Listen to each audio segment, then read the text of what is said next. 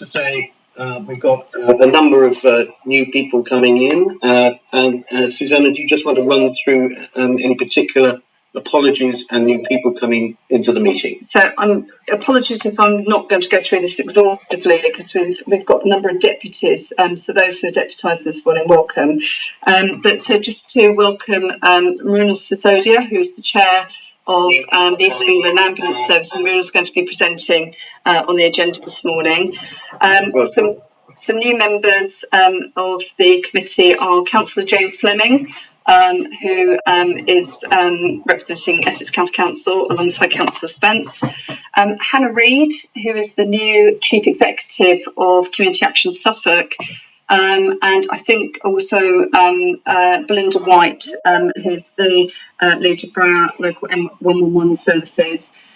Just to say that Will Pope is on the line, but just wanted to make colleagues aware that he's dialing in remotely and sort of on the move, which will make it a little bit difficult to, but he's going to pitch on as best he can. I think that's called dynamic, isn't it? It is called dynamic. And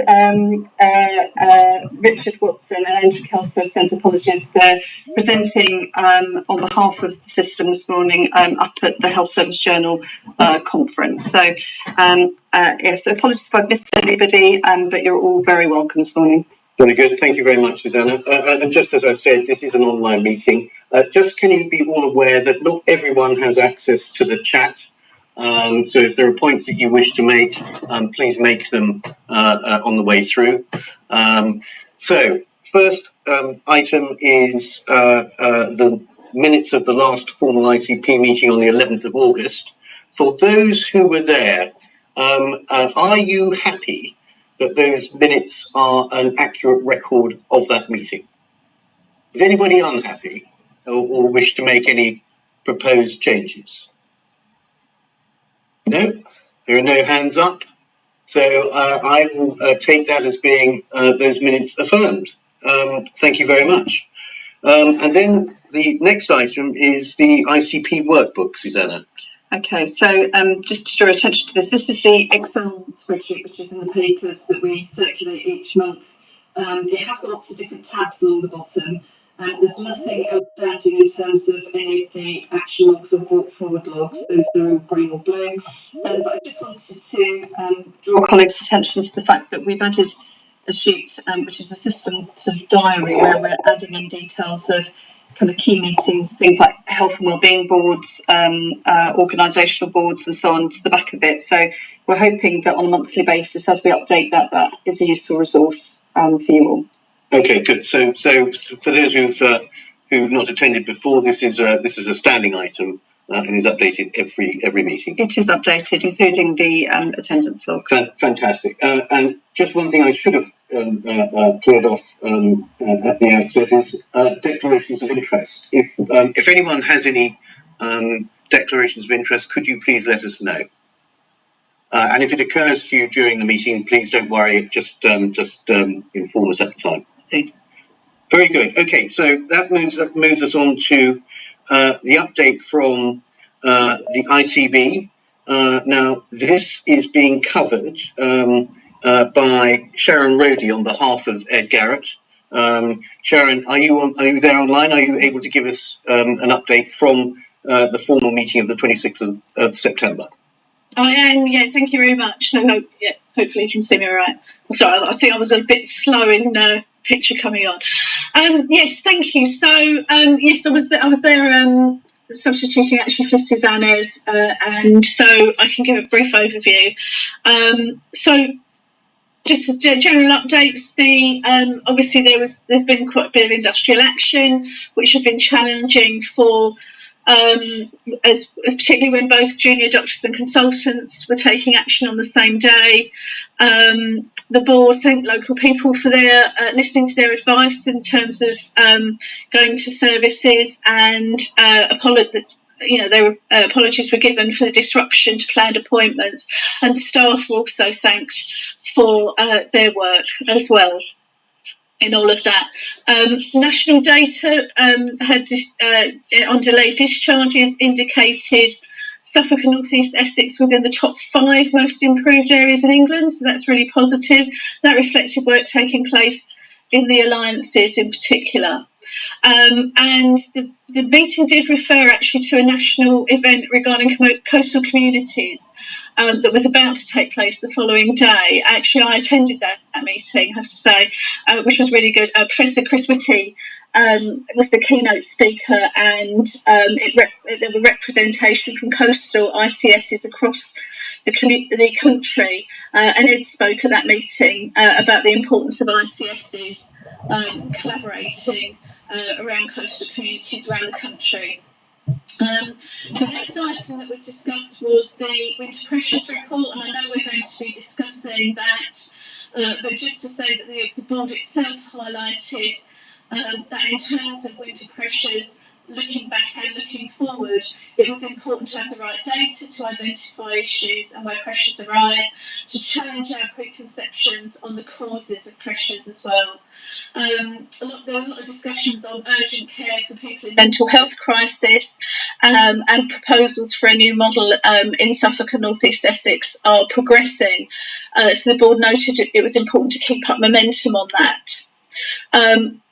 Also, the third thing was in urgent emergency care, there was some discussion about the principles and standards that we want to have, and that it's important to measure what the ICB and partners do to see how it makes a difference, including representations from people with lived experience.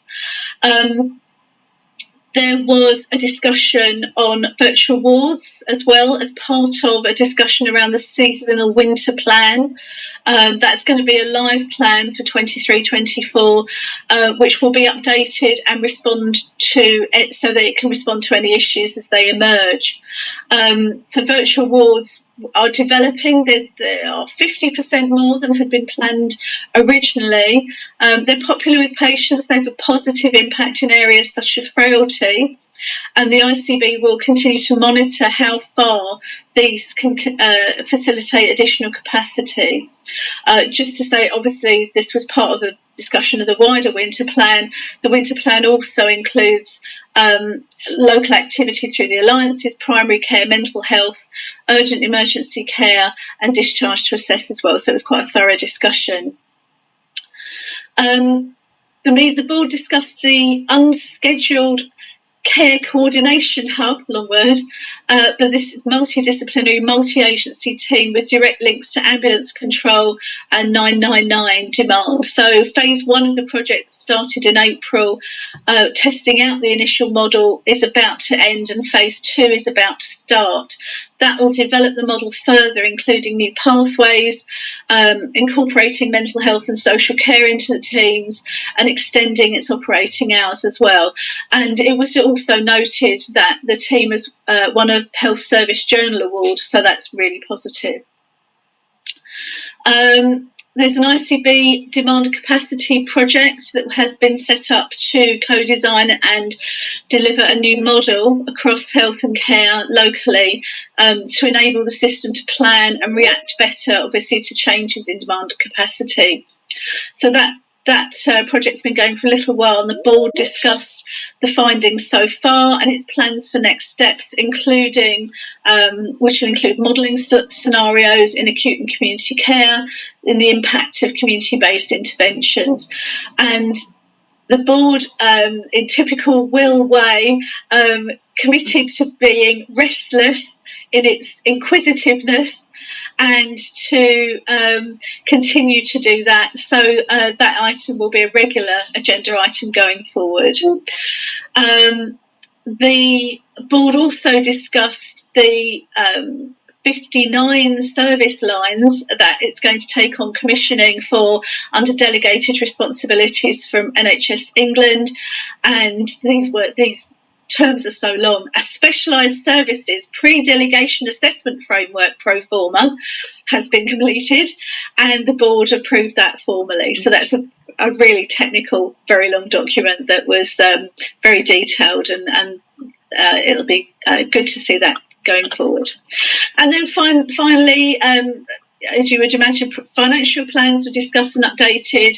Proposed actions to manage the ICB's finances were approved as well. So that was pretty much the agenda. Okay, thank you very much, Sharon. That was a very comprehensive update. Questions for Sharon. I've got one to sort of kick off with, and forgive me, this may not be a very fair question, so please don't worry about it. But you mentioned about the SNE had been found to be in the top 5 most improved. Now, I wondered what the metrics employed were to decide how one had improved, and whether or not we should take succor from the fact that we've been improved. But how is it ranked? Oh, I do not know. I know Ed is on. He may know the answer to that question about metrics. It was a very brief update. I don't think there was no indication the performance was problematic, and that we improved from bottom to fifth from bottom or something. But I think that was the message was that the improvement was a positive move, and that we continue to build on success rather than managing a crisis. Does that make sense? Okay. Yeah, that's fine. That's fine. I don't know if anybody else wants to cast some light on that. Ed, do you want to come in? Then I've got Andy, and then John Spence. Yeah, Chair, there was an Health Service Journal article about that, which we could circulate, but it is essentially a great reflection on the local authority, NHS, voluntary sector collaboration around discharge and flow within SNE. So we were already very high performing, but we've improved even further from where we were a year ago. So we can share that with you. That's very good. That's very good to hear. But it's rather like being at school. When you're told you're most improved, and you think, oh dear, you've come second bottom rather than bottom. But there you are, Andy, and then John Spence. Thank you, Chair. Thank you, Sharon, for reading that out. Sharon, there was one bit that you read out that said that virtual wards are popular with patients. I just need to draw attention to the fact that we've not had anything evaluated as yet. Norfolk and Waveney ICB have an evaluation being conducted by their research team with the Community Action Suffolk counterpart in Norfolk. And I would really call on the system locally to plan to do something similar with whomever before we actually make any assumptions about what patients make of it, and more importantly, what family carers make of it. Thank you. Okay, fair call. John? Well, a fair point. I believe we have seen an evaluation in West Essex which confirms that given the choice, people would prefer to be at home to being in hospital. So define popular in a way. And I was just going to observe about virtual wards. I do think, I find sometimes this conversation takes place in the context of enabling earlier discharge from hospital. As we come to discuss winter pressures, I hope we can also bear in mind how it can be used to prevent people going into hospital, and therefore what you need to do to create slick and efficient processes where people might be deemed to be appropriate for that sort of treatment. Okay, John. Well, that's next on the agenda is winter pressure. So once we've cleared questions, we'll come to that. Nicola. Thank you, and we might want to discuss it further on to the next item, but just to respond, John, Chair, to the point about step up to virtual ward, and there are pathways in place for that across SNE, so that does happen. It's not as well used at the moment as the discharge end of it, but it's certainly there and is being developed all the time. Right. Okay, that's useful. Right, thank you. Any other points arising from Sharon's resume of the meeting, ICB meeting? No? Very good. Thank you very much, Sharon. That's all right. I'll feed those back to the people that presented those particular papers. Okay, that's grand. Thank you. Very good. All right. So the next item, first part of part 2, it's the integrated care system learning from winter pressures 22-23. Now, I'm going to hand over to Susanna to run through this. Obviously, there's been quite an amount of work being done around this throughout the year, culminating in a final workshop on Friday the 8th of September, and there's a very comprehensive note as to what was discussed. But I'll hand over to Susanna. And just as a reminder for us as a committee, we're being asked, having heard from Susanna, to approve the report of this as the follow-up to the workshop, agree to share the report with our relevant counterparts in our organisations, and then talk, and importantly, talk about the potential to hold a similar workshop in the spring of 2024 to reflect on this coming winter. I think I hope to know the answer to that immediately, but let's hand over to Susanna. Okay, so just as a reminder, one of the key roles of ICPs, Integrated Care Partnerships, is to create that space in integrated care systems for system learning and to bring partners together to share and collaborate and kind of share different perspectives. And that's very much the lens that we've tried to bring to system pressures through this piece of work, which is basically focused around 2 workshops. The first of which took place in May, and then there was quite a detailed report which we circulated to and came back to the committee at that time. And then this was a further follow-up workshop to look at further reflections since then and also progress. I won't go through the whole of the report. What you've got there is a written summary of what was discussed that morning. But suffice to say that what that included was, as well as some updates on kind of some of the issues that were discussed in May, there were some new perspectives shared. I think particularly welcome at that workshop were the perspectives from primary care. So a huge thank you to Ruth Bushaway for enabling that. And also I've heard a lot of talk about some of the data shared by Shane at ESNEFT as well, who was able to again provide some further perspectives on pressures as well across Ipswich and Colchester hospitals. The report at the meeting, there was also some breakout discussions to look at really, where we have further opportunities in the system. Those are summarised on the final page of the report. And in summary, some of the kind of key issues arising from this seem to be that it's really underlined that importance of sharing different perspectives openly in the system and also sharing data. We have a huge amount of data across all of the different partners in the ICS, and I think this project has really proved how starting to kind of share that and look at that as we're thinking and planning and trying to understand the drivers for some of what we see happening around us is so important. So as Andrew has just summarised, the ask of the committee this morning is, of course, to approve the report because it is a report of the ICP and its work.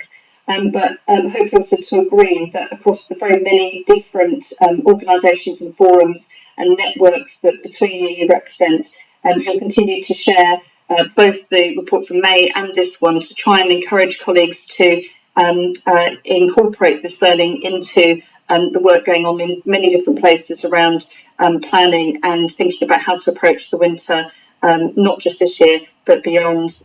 And then thirdly, there's an ask about, I'd like views from the committee about thinking at this stage early on and to plan a similar workshop in spring 2024 so that we have that opportunity to reflect on pressures and how we manage those as a system over the coming winter as well. So I'll stop there and happy to take any questions. Thank you, Susanna. That's helpful. Well, for my part, I enjoyed the September workshop in particular. I found it very helpful, and I'd like to open the discussion as to whether we should hold another one. I very much hope we would all agree that we do, and that we start this process again in the spring of 2024. Rita and then Daniel. Thank you very much. I reviewed the report, and one of the issues that I feel in relation to the meeting that we had in Bury St Edmunds was the surprise about the levels of numbers of mental health attendances in Colchester Hospital A&E. And I think that I also noticed that although the data in your report wasn't conclusive at that point, that there was a definite increase in attendances for children in hospitals. So what I would ask is any future winter planning, so if we're talking in September, to sort of reviews where children and young people in A&E attendances, that might be an area that of further exploration. Thank you. Okay, thank you for that. And I guess that's something that you would be recommending that we consider immediately. Yeah. Okay. Thank you. Daniel. Thanks very much. Whilst acknowledging the good work that's been done in the past, I'm not sure that reproducing the same type of meeting next year is our best call. And the reason for that is that I think that it tried to eat too much in one go. That actually there was a diffuse focus. Lots of people were there with lots of differing views on different topics, and that it might be better to have, rather than one workshop to try and do everything, to have a series of much more focused, targeted workshops with specific problems to address, and the key players around that kind of all brought to the same table. I would subscribe to that. Are there any other views around this? So, Peter and then Belinda. I think there is merit in that. The one thing that strikes me from all of this is that we have an opportunity as an integrated system to try and put together a whole system plan using the numbers in the demand and capacity bits. I think you're frozen. Oh. Shall I do my point and then we'll come back if it rejoins? Yes, please. Okay. Daniel, I'm inclined to agree with you. However, we need to be very cautious we're not repeating things that are happening elsewhere, whether that's at Alliance level or other systems as well, because we do a lot of that detailed work like this. And I'm sure that everybody who works on those calls and works in there, when it comes to it, it does have that overarching picture, which is what Suzanne has had to say. I just think that's lots of extra subgroup that time. Colleagues, I'm really struggling to hear Belinda. Yes, Belinda, would you be able to turn off your camera to see if that improves things? Yeah. Yes, marginally better, yeah. Okay, apologies, I've never had that problem before.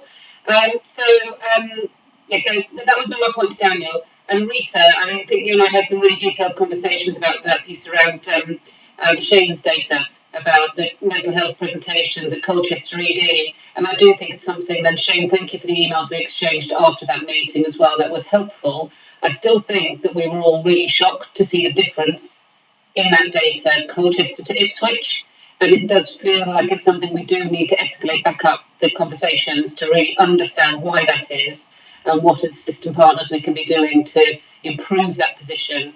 And Shane, you did provide us with assurance that it was like-for-like data, because that was one of our questions at the time, was it identical presentations and ways of coding, but certainly that data was quite shocking in its difference. Okay. All right, thank you. I've got Tanya Farrow coming in, and then I'm going to ask Susanna to make a summary point. Thank you. I just wanted to make the point that it was fantastic to hear from Ruth about GP practice contribution to support for winter pressures, but I think we need to have that wider primary care discussion now. Community pharmacy now sits under the ICB, and we've got some discussions to have around how they support, especially on rota days, bank holidays, etc. And so I think we need to bring some other partners into those discussions, especially in the primary care arena. Okay, right. Thank you for that. I think what I'm hearing, and I'm going to ask Susanna to summarise in a moment. But hearing, obviously, I guess we're all happy to approve this report. as it stands. And I think we would all be happy and would wish to have at least another workshop and maybe a bit more, and perhaps some more focus on a narrower view. But I'll ask Susanna to make a comment. So one of the things I'm mindful of is not to duplicate other processes that are going on in the system. And Belinda's point that the purpose of this really was to try and bring a very broad perspective in terms of the fact that there are kind of different ways to look at pressures is really well made. One of the things that I've noticed is that what's come out of these workshops has been more important really than the workshop itself. It's sparked a conversation or sparked some engagement with maybe some different partners and different information into maybe some existing processes. And I think that's really what it was aiming to do, really, was just trying to start to share different perspectives across different parts of the system, but not, if you like, set up a new kind of way of coordinating delivery. The purpose of the LCP is not to kind of coordinate delivery, it's about that sort of shared learning. So what I'll do is I'll take those comments away. I think the point about looking at judging on people is very well made from Moira. But what I'd like to do is to kind of make sure that we sort of start to think about, make sure that where we've got targeted work in specific areas, if you like, that we don't duplicate that, but maybe make sure that we kind of bring the learning from those specific areas. And Tanya makes the point really well about the fact that kind of maybe what this sort of leads into is becoming more integrated and bringing wider partners into some of our existing discussions as well. Okay. Thank you, Susanna. So what I'm going to suggest is that if Susanna takes us away, gives some further thought to this, and then if you don't mind, Susanna, bringing back a draft agenda at the meeting towards the end of the year or beginning of that next year. Yeah. Are we happy with that approach? Anybody unhappy with that approach? No? There's shakings of head, which I presume means that you are not unhappy. Very good. Excellent. Thank you very much for that. Right, the next item is for the police, and it is the initiative Right Care, Right Person in Suffolk and Essex, and this has obviously attracted a good deal of attention. And we've got Angus Moore from Suffolk Police, and we've got Leighton Hammett from Essex Police, who is also being joined by Natalia Ross, who has been doing work within Essex around the introduction of Right Care, Right Person. So I'm going to hand over to both of you, or all three of you, to take us through your presentation. Susanna, are you sharing the slides your end, or do you want us to share the slides? Kathy's going to share the slides, So and I think it's first, isn't it? It's Angus first. So yeah. Suffolk leading the way, no pressure, Angus. We'll come in hot on the coattails. Okay, no problems. So, good morning, everyone. My name's Angus Moore. I'm Detective Superintendent from Suffolk Constabulary. I appreciate that some of the colleagues on the meeting today have heard me speak before and hopefully will be familiar with Right Care, Right Person. But from Suffolk's perspective, I was asked earlier this year to look at a few projects as part of transformation within the Constabulary's Contact and Control Group, and one of which was Right Care, Right Person. So the intention really of my presentation is to primarily speak about the approach in Suffolk. I will just do a brief overview of what Right Care, Right Person is. Essentially, it's an approach that Humberside started.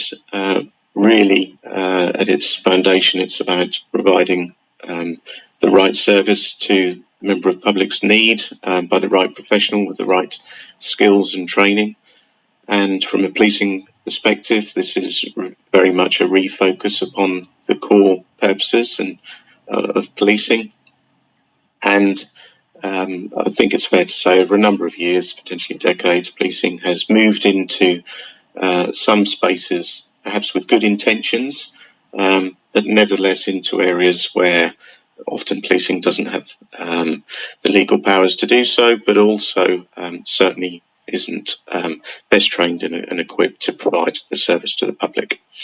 So from a Suffolk perspective, the discussions started at an executive level back in February, and in March the Chief Constable and the Crime Commissioner presented to the Health and Wellbeing Board around Suffolk Constabulary's intention to look at this initiative.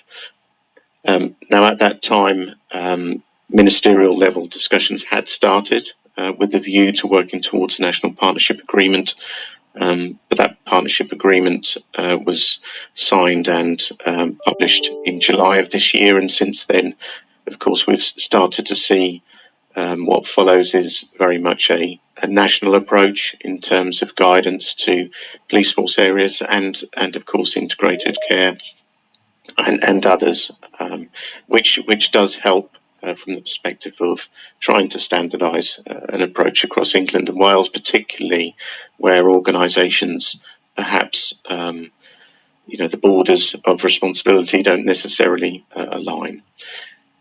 But since the Health and Wellbeing Board, what's emerged, as you can see on the right-hand side of the slide there, is we now have an executive oversight group in relation to the delivery around right care, right person. So on that group, there's representation from the Integrated Care Board, so that's the police, Suffolk County Council, and also Chief Executive from Labour and Mid Suffolk, representing the districts and borough.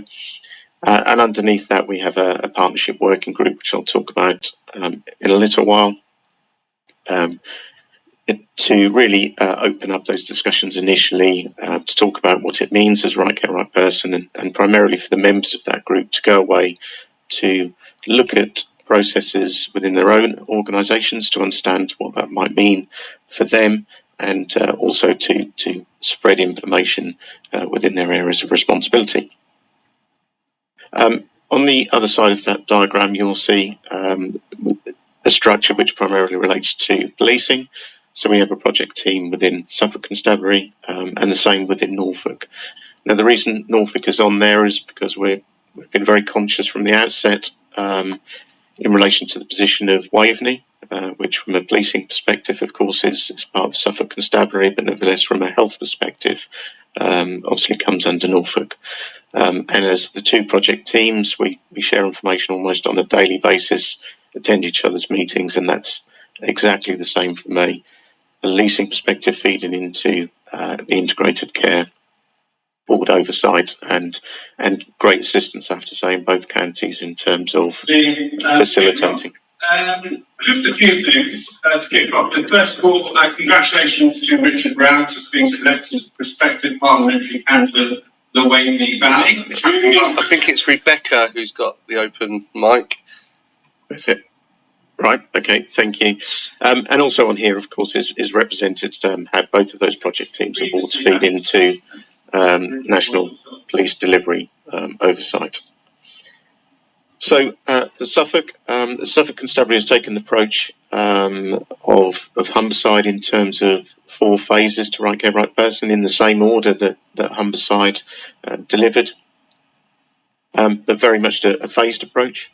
So we went live with a change in policy concerning concern for welfare requests on the 1st of October. So we're still early days, but that's probably certainly seen as the phase with the greatest impact.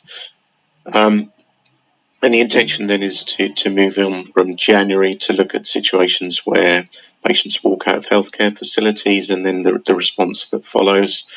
Of course, we already have a national framework in relation to that situation, but I don't think that's necessarily as well embedded as it might be. So, and then from March, we'll start to look at transportation. And the reason these phases are in this order, but also with the gap in between, is from a project point of view and partnership perspective, is to give sufficient time to understand the impact and respond to that, and to understand that what change has been brought about, and the impacts by which change, but also understanding that things like transportation is very much a review as opposed to anything new as such, but hopefully we can refine and make practices better. But the use of Section 136 of the Mental Health Act in Suffolk is quite low in comparison to many other counties.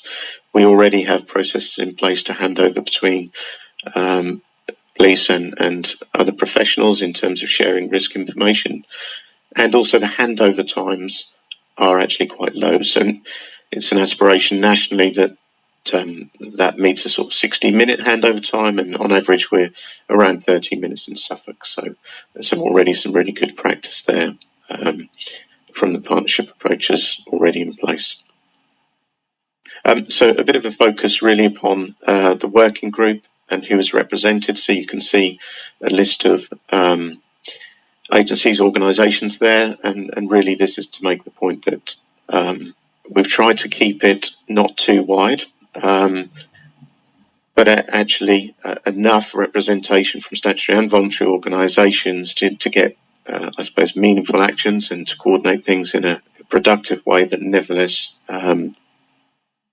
hopefully to enable the sharing of information wider than the working group. So the focus of that working group has been on communication first and foremost in terms of internally within each organisation, but also external communication and coordinating that across the involved parties. From a policing perspective, of course, this is an internal, for the most part, policing policy change, but I'd like to think we've been quite transparent in sharing policies up front, so that everyone in the working group has sight of what that means in detail, so they can go away and review that, perhaps provide feedback, but more importantly see what that means for their own organisations and bring back for discussion any concerns or gaps in service. So it's very much taken the position of, whilst it's an internal policing policy change, that actually it's a system approach to understanding what this means. And Jason Joseph, who co-chairs the working group, so Jason from the Integrated Care Boards, has taken a key role really in furthering the quality impact assessment, of which again has been shared amongst the working group, so that everyone can feed into the production and updating of that assessment and document. Of course, we've looked at what the process changes are, and hopefully in time we'll start to see the impact of those changes, and of course have been maintaining any risks that have been identified by colleagues in terms of a log. But more importantly, it is about that data and monitoring as well, and I'll come on to the next slide as to what that means in a bit more detail for Suffolk. So this is the focus on phase one, because obviously this is where we are at the moment. As you would expect with any policy change, we have within the constabulary our own project team and audit processes in place for our contact and control room, which is done on a daily basis. But on top of that, we do have a multi-agency weekly review meeting, so that's where members of the working group dial in to bring any concerns that perhaps can't be addressed more immediately, but more general concerns, so that collectively we can look at this, take up any learning points if required. But again, it's in that whole interest of being transparent and looking to make things better.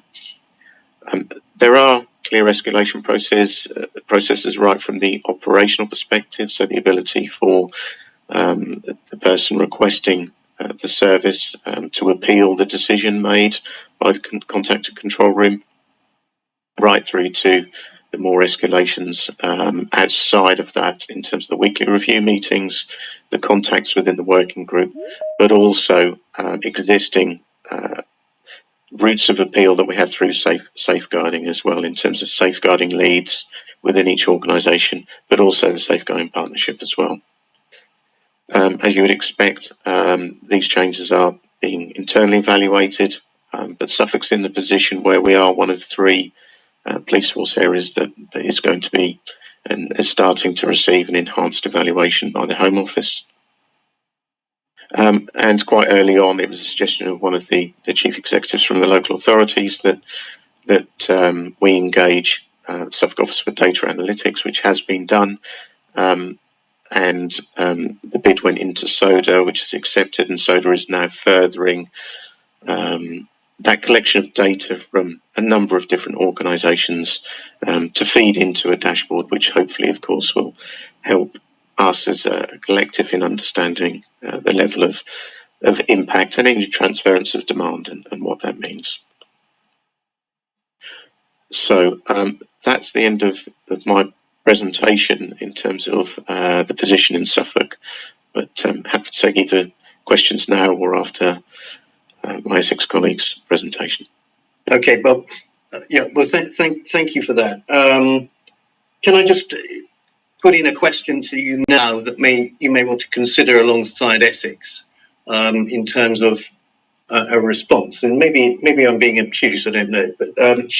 But what happens if I get put through to the constabulary control room and I say I'm worried about my neighbour? What do you do?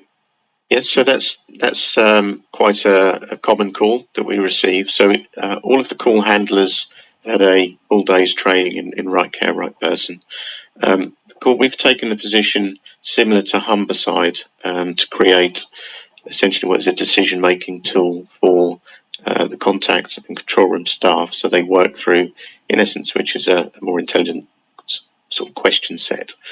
And that draws out issues such as whether there's an immediate threat to life and whether there needs to be an immediate response. If that isn't the case, and in the situation that you outlined there, the type of questions the control are going to be asking is, if you're concerned about your neighbour, have you knocked on the door? What gives you rise for concern? So that whole collection of information in Suffolk we use a system called Thrive, which is essentially about the threat of assessment of threat, risk and harm. And it's really about understanding what the level of concern is, why you have the concern, what inquiries have been undertaken. Do you have details of family members, for example? But we understand that if it's a slightly different position, perhaps if it's a well-meaning member of the public that has a concern for someone, and even in circumstances where you have relatives that are perhaps geographically located in a position that they're not able to undertake certain inquiries. So we do treat that differently. So we would perhaps more likely go out and undertake some inquiries earlier than we would in a situation where perhaps it's a professional that's got concern for a client and they have duty of care for that client, and the expectation would be that they would undertake a number of inquiries first. Similarly, for perhaps a relative who's in a position to undertake certain inquiries first, as we would for missing people before it receives a policing response. Okay, I've got several hands up. I'm going to take the first two questions, and then I'm going to go to the presentation from Essex, and then if you wouldn't mind coming back in for those who are not being considered now. I've got Shane and then Peter Smythe, and then we're going to move on. And please come back with your further questions later on. Thank you, Chairman. Thank you, Angus, for a good presentation. I think we're all very mindful of the pressures on police services in your many roles serving our communities, and that this is not a step that you're taking lightly. And I'm also aware that this is an approach that has been pioneered in other parts of the country.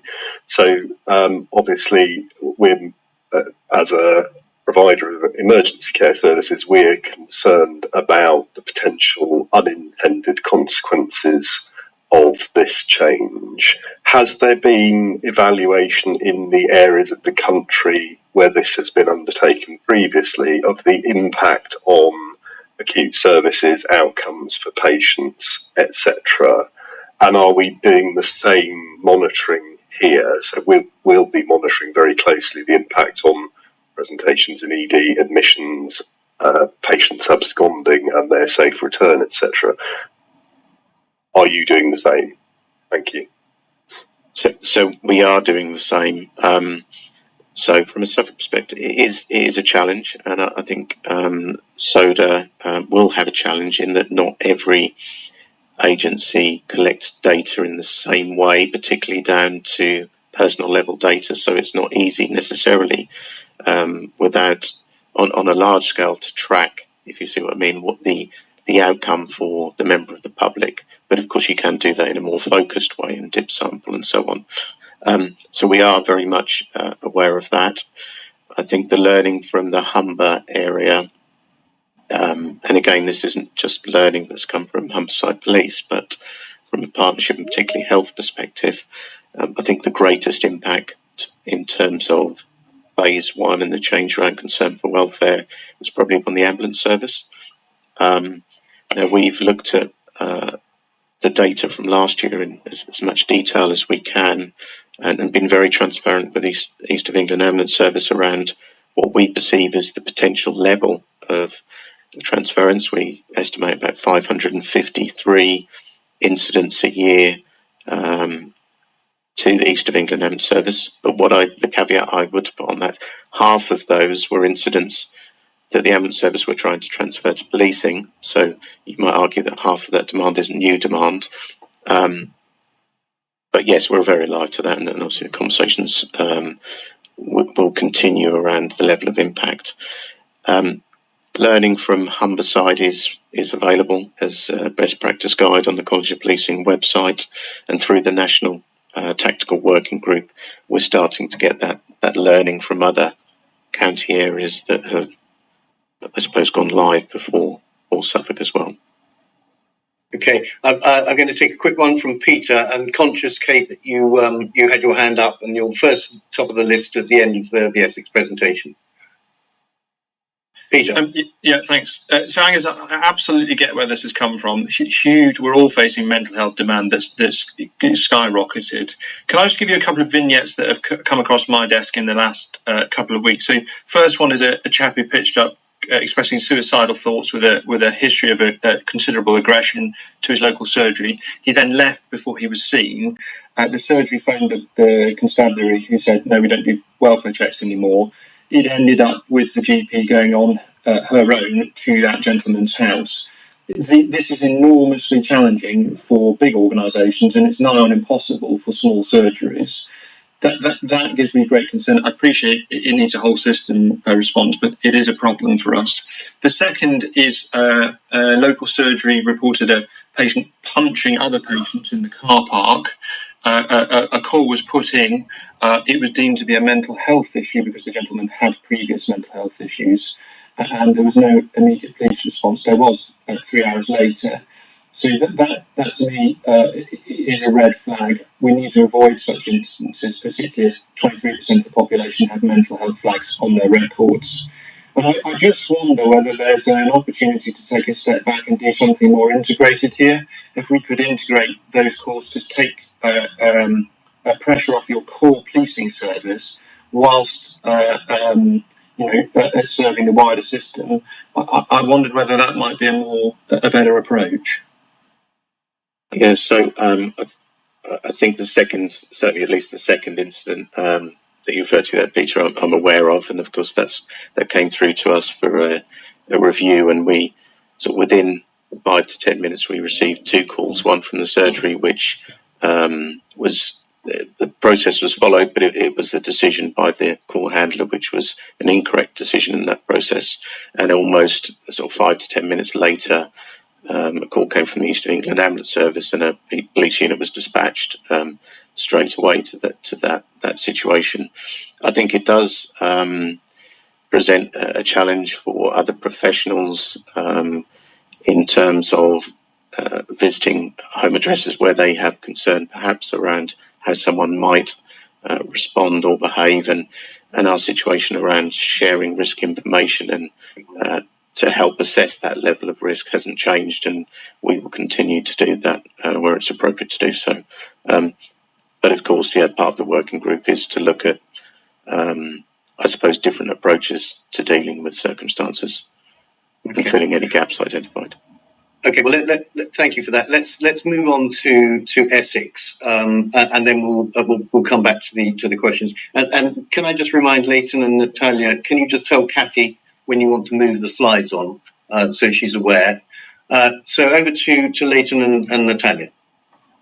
Afternoon, everyone. I'm going to introduce Natalia Ross, who's a detective superintendent who works in Essex Police and is our police mental health lead. There are some examples in Natalia's slide that may bring this to life in terms of some of the questions that have come out. And obviously we'll talk to you around the Essex journey, which is slightly different to Suffolk's because some of this we'd already implemented before Right Care, Right Person come in. But I'll hand over to Natalia now, who will go through the slides with you. Thank you. Thank you, Leighton, and thank you everybody for taking the time to listen to us today.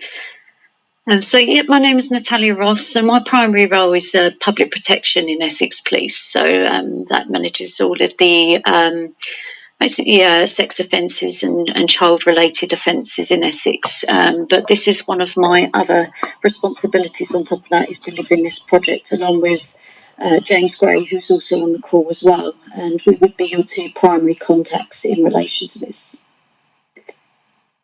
If I can move on slide, please. Okay, so this presentation was delivered also on the 20th of September to the Essex Health and Wellbeing Board by our Assistant Chief Constable, Mr. Baldwin. And this slide is just really a reminder of what the principles of Right Care, Right Person are about, and the responsibilities of what the police are doing and how they're placing their working practices alongside with partners. So the core purpose of policing within the UK was set out to prevent and detect crime, keep the King's peace, and protect life and property. If we can move on, please. Can I just say, I think in the interests of time, Natalia, if you would focus on maybe the top 5 or 6 slides that you want us to look at. Okay, that's fine. Okay, so I'll just give an overview in general, I think, and go to the example slides. So Essex has taken a slightly different approach to Humberside and other areas, and the primary reason for that is some of our phases were already partially introduced. So concern for welfare, for example, was introduced about 18 months ago. There was wide consultation with partners at that time, but it's probably something that we haven't really pushed on and have still filled voids in terms of partnership agency responsibilities. Also, in relation to mental health concerns and Section 136 and Section 135 of the Mental Health Act, we've been managing that quite effectively with our partners in health for the last 12 months. You will be aware there is a mental health partnership team now in Essex Police. We have daily engagement with health services around some of those areas. And to give you an idea of some of the really good partnership work in that space, we've reduced Section 136 being taken out in Essex by 25% alone in the last 12 months. And that's a lot of internal work to make sure that we're only taking out Section 136 in relation to the people that really need it, and we're engaging with health services at the earliest time. And so that's to make sure that both us and other agencies are having their time managed effectively. So we've taken our phases slightly out of order, and we will be focusing on concern for welfare and 136, and that's expected to go live around November of this year. However, that is slightly fluid in terms of our partnership engagement.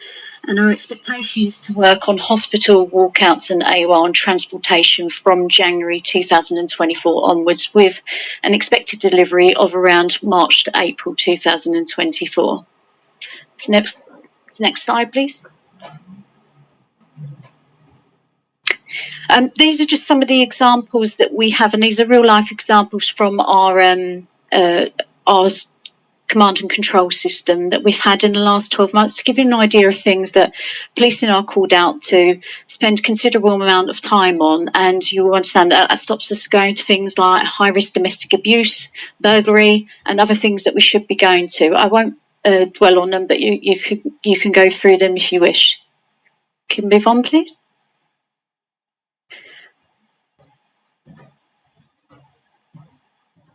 Sorry, next slide. Yeah, so this just gives you an idea of our agency calls from other agencies, our demand overall over the last 4 years. We've done pre-COVID there as well, because we realised that the COVID would have an impact on figures.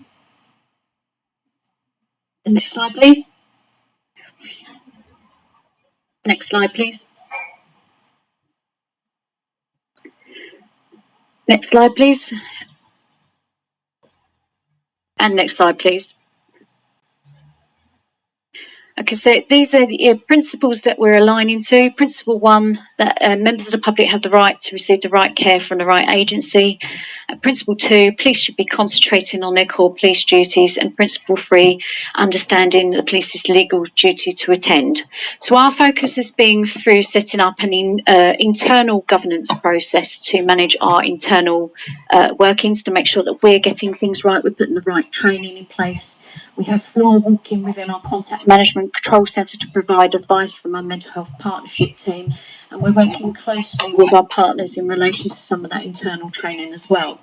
In addition to that, we've got our external tactical groups, so our multi-agency tactical group, which our next one is after this, which feeds into a multi-agency strategic group where director level membership is attending, and there's been 2 of those so far.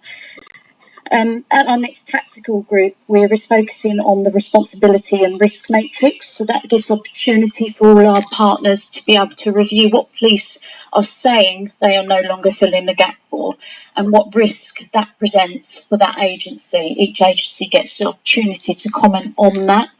And then we look at how we might overcome that and how we can bring that into the strategic board if it requires it to be taken back to the relevant governance process elsewhere.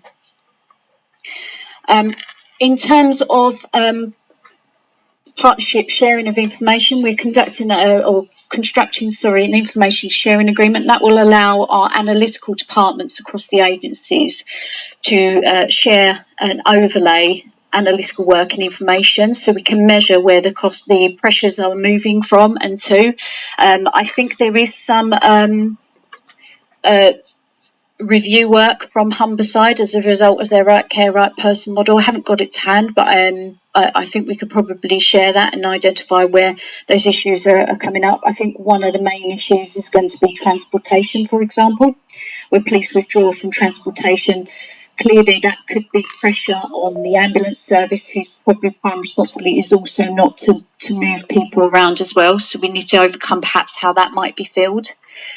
We're having quite heavy engagement with third sector and charities as part of our tactical group. And at our next tactical group, we're going to be discussing how we might bring in service users as well for lived experience to understand what they want as well. Next slide, please. That just gives you an overview of the expected timeframes. Next slide, please. If you could whiz through these objectives, this just gives you an idea of what I've already spoken about, because I know you want to get to questions. These are the objectives of Essex Police and the partnership through the boards. And I've given you an overview of the governance process there. Thank you. And that is the end of the presentation. Thank you. Thank you very much, and thank you for indulging us in terms of keeping that short, because I do think we will want to get to questions. So the first person I'm going to is Kate Baldwin. Thank you very much. Thanks, Natalia. It was linked to the first presentation, but that was underscored by yours probably. Integration, I think we've been involved in the conversations from an ambulance perspective, very much from a call centre sort of understanding actually how we're going to deal with calls when they come in and we don't have some of the existing abilities that we would have had previously prior to Right Care, Right Person. So we've put additional mental health staff into the call centres. We're recruiting to those at the moment. It is all quite fast paced, but we've also started to try and have some of the conversations from a frontline perspective around what the integrated model needs to be to respond to some of these situations differently in this new context. And I think the work that's been done in Essex has really helped to give us some numbers behind actually where we should be looking at targeting the activity. But also there's a bigger piece probably at looking at if we do need to gain entry to somebody's house, or if we are prioritising life in some of the situations that we're going to be faced with. There probably are other partners such as fire, etc., that we also need to, we're in the conversation with them, but we also need to be thinking about that collective blue light response. Because it's not hugely dissimilar to the work we're doing around sharing the stack. It's just trying to make sure we're using the capacity for the expert capacity to target the things that needs that expert response, similar to our category 1 and category 2s. It's just the pace, I think, with which we're delivering this. It feels like, and going into winter, that's kind of the risk that we've got on our risk register, to kind of say, actually, we need to make sure we are all over these conversations. And I think the collaborative approach from the police services have been really welcome, but I think we are, being open and honest, we are kind of playing catch up a little bit. Okay, thank you for that. Okay, right, I've got Moira McGrath, Nicola Cossington, Kirsten, and then John Neal. Thank you. I'd just like to say we've welcomed the partnership approach that Essex Police have taken to managing these issues. I think we've got really good, strong arrangements in place that Natalia has outlined, and how we're dealing with some of the issues. I think also over and above that, as part of the wider strategy we're doing in Essex, we've got some key work we need to do on flow. So the next bit that we're doing is looking at how we dovetail the work of Right Care, Right Person into that wider work on flow, which we'll be picking up with you, Natalia and James, sort of over the next couple of weeks. But really welcome the it's a challenging area, but I think the approach that Essex Police have taken with partners has been pretty constructive. Good. Nicola. Thank you, Chair, and thank you for Angus, Lisa and Natalia. Really welcome the partnership approach, and we see that we are experiencing that, which is great. A small sort of more operational point in terms of hospital walkouts. So I checked in our protocol and our practice is not to call the police for every missing person, but there is a very structured risk assessment in place, which means that we only call when there is a missed life, or indeed they score highly for another reason, for example, a child. We would always then contact the police. I was just thinking about the ICP's role in relation to this, because although I completely agree with the police's duty and the priority that you have to adhere to, an ambulance or an emergency department is also often not the right care for people in mental health crisis. Sometimes there are physical health issues that need to be attended to, but quite often there aren't. So just linking to our conversation about what should our focus be in a winter pressures summit, I just wonder if this is quite a useful area for exploration in terms of how do we create a system where people genuinely receive the right care and aren't just pushed from one part of the system to another, which is similarly oversubscribed, and how do you take a long-term strategic view to create that. And I wouldn't want to duplicate the excellent work that's happening within Mental Health Collaborative, but I just wondered whether we should broaden that out and have a focus as an ICP.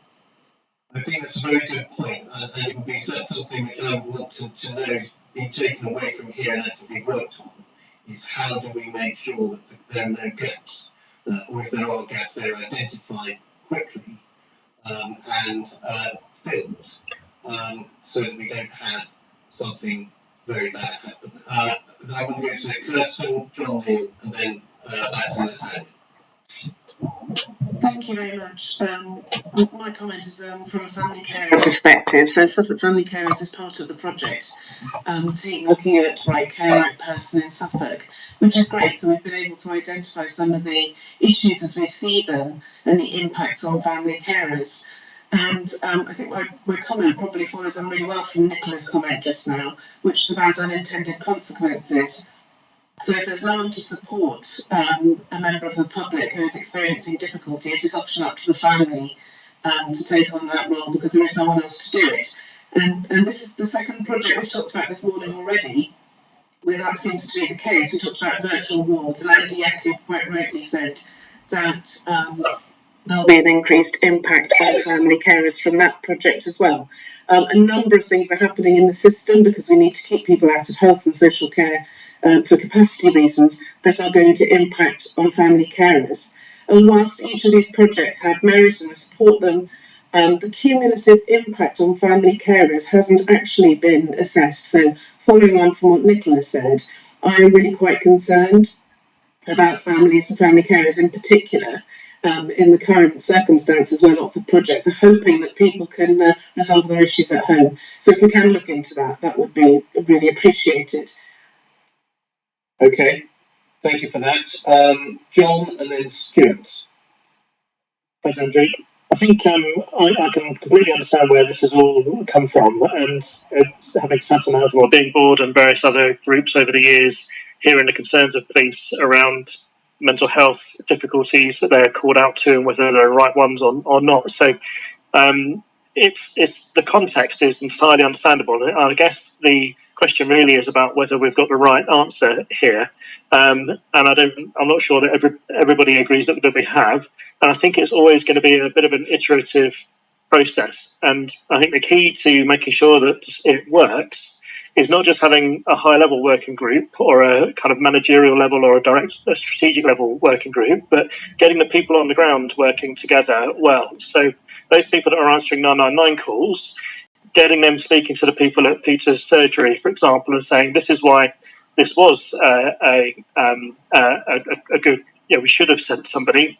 But on other occasions, they were saying this is why we shouldn't have done, or this is the extent of what we could have done. The examples in the Essex presentation were good ones, where people, maybe 999 shouldn't have been called, the police shouldn't have been called out, perhaps, or where the rest of the system has ended up with us not enabling the police to use their time effectively in a way that adds value. Answers maybe Andy's question in the chat about whether we're going to see a positive impact on other statistics and figures. So I just wonder whether there's going to be a two-way communication between people on the ground to the police and people on the ground in the rest of the system, so that we're sharing learning as we keep going along.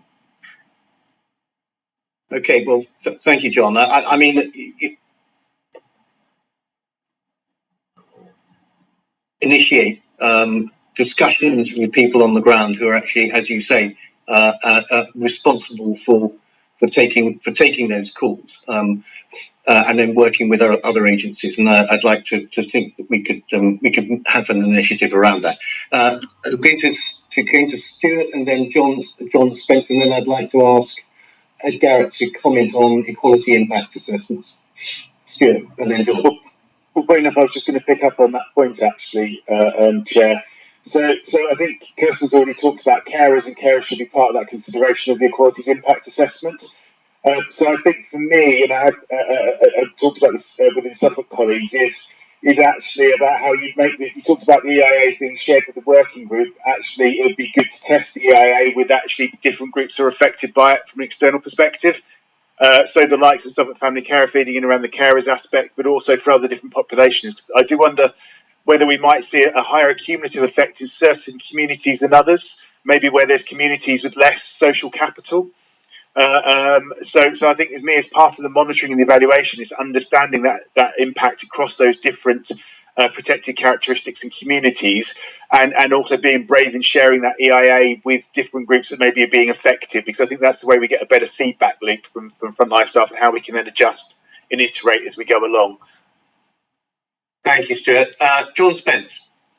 Yeah, no, thanks, Andrew. Thanks to all of you for the presentation, and it's been very helpful to listen to the concerns expressed. I'd absolutely say if this ever came across as a way of transferring burden intentionally or unintentionally onto family carers, that would be a real concern to me as well. But we benefited in Essex because under the personal leadership of the Chief Constable, who himself has brought this to the Health and Wellbeing Board, it had started before this, what can sound, Andrew, like another initiative, with a nice brand name, comes along. And the police force had started working with the partners absolutely on the ground to try to avoid those situations where the thing ended up in the police piece without the expertise that the individual required, taking the time that the police didn't have. And if I just step back, Andrew, if you look at what's going on when we come to the ambulance service, how much we can gain for the patient, for the resident, and for the system, where we can get that right person there without taking up the capacity of other services. So I've seen a level of maturity in this piece, which gives me the comfort that unintended consequences of a positive nature will be seen across the way. And I do thank you, because I do take that piece about the family carers. I would commend to you the examples of the Essex case, because I think they do allay one or two of the concerns. But of course, every anecdote will have another anecdote in a different direction. But I just thank the police for the approach they're taking, which I find to be more humane and progressive than some approaches we have heard about. Okay. Well, thank you for sharing that, John. I mean, it's helpful for us in Suffolk, that you have some particular first-hand experience, and we look forward to discussing all of this further with the police. And I'm going to hand back really for the final word to Natalia and Angus with respect to the next steps, etc. Thank you very much, Chair. Just to reassure people, we've really been working very hard with our partners on this, and I really value the feedback that you've given so far. I mean, the family carers one is a particularly good point, and it's something I would take back. We do have tabletop exercises planned with our partners at the practitioner level to understand how that might feed over and how we can work together on that. In relation to some of the risks and gaps, this isn't just police saying from this date we will not do this anymore. We have the responsibility and risk matrix. We're working very closely with our partners to understand who is the right person, and if there isn't a right person, because that's what this is about, then how do we work as a system to develop who the right person should be to make sure that somebody doesn't fall through the gaps. So we're keenly aware that there are real people on the end of this, and so we really value every department on here, their involvement with our groups and with getting through this, and hope that it works well as a system together. But thank you for your comments. Great, thank you. Angus, final word. Thank you. Just a couple of points. Obviously, I'm really interested in the comments and the questions. So the first point really is I spoke about demand into the ambulance service. That the constabulary has taken the opportunity to look at itself and where it signposts people, and we recognise that we've inappropriately signposted in the past, in particularly to the ambulance service when actually it wasn't appropriate for an emergency response. So that is changing. But also to pick up on the really valuable point around engaging practitioners. We have had a workshop which came out of the working group to bring together those responsible for call handling and speaking to the public, and that was a really useful session, and I know that's prompted lots of further work at practitioner and first line supervisor level, and we're happy to run as many as we need to. Good. Okay. Well, thank you for that. And conscious that you are coming, or I think it's going to be Tim Passmore and Rachel Curtin is going to be coming to the Health and Wellbeing Board in Suffolk next month. So I look forward to getting some further understanding as to the progress, etc.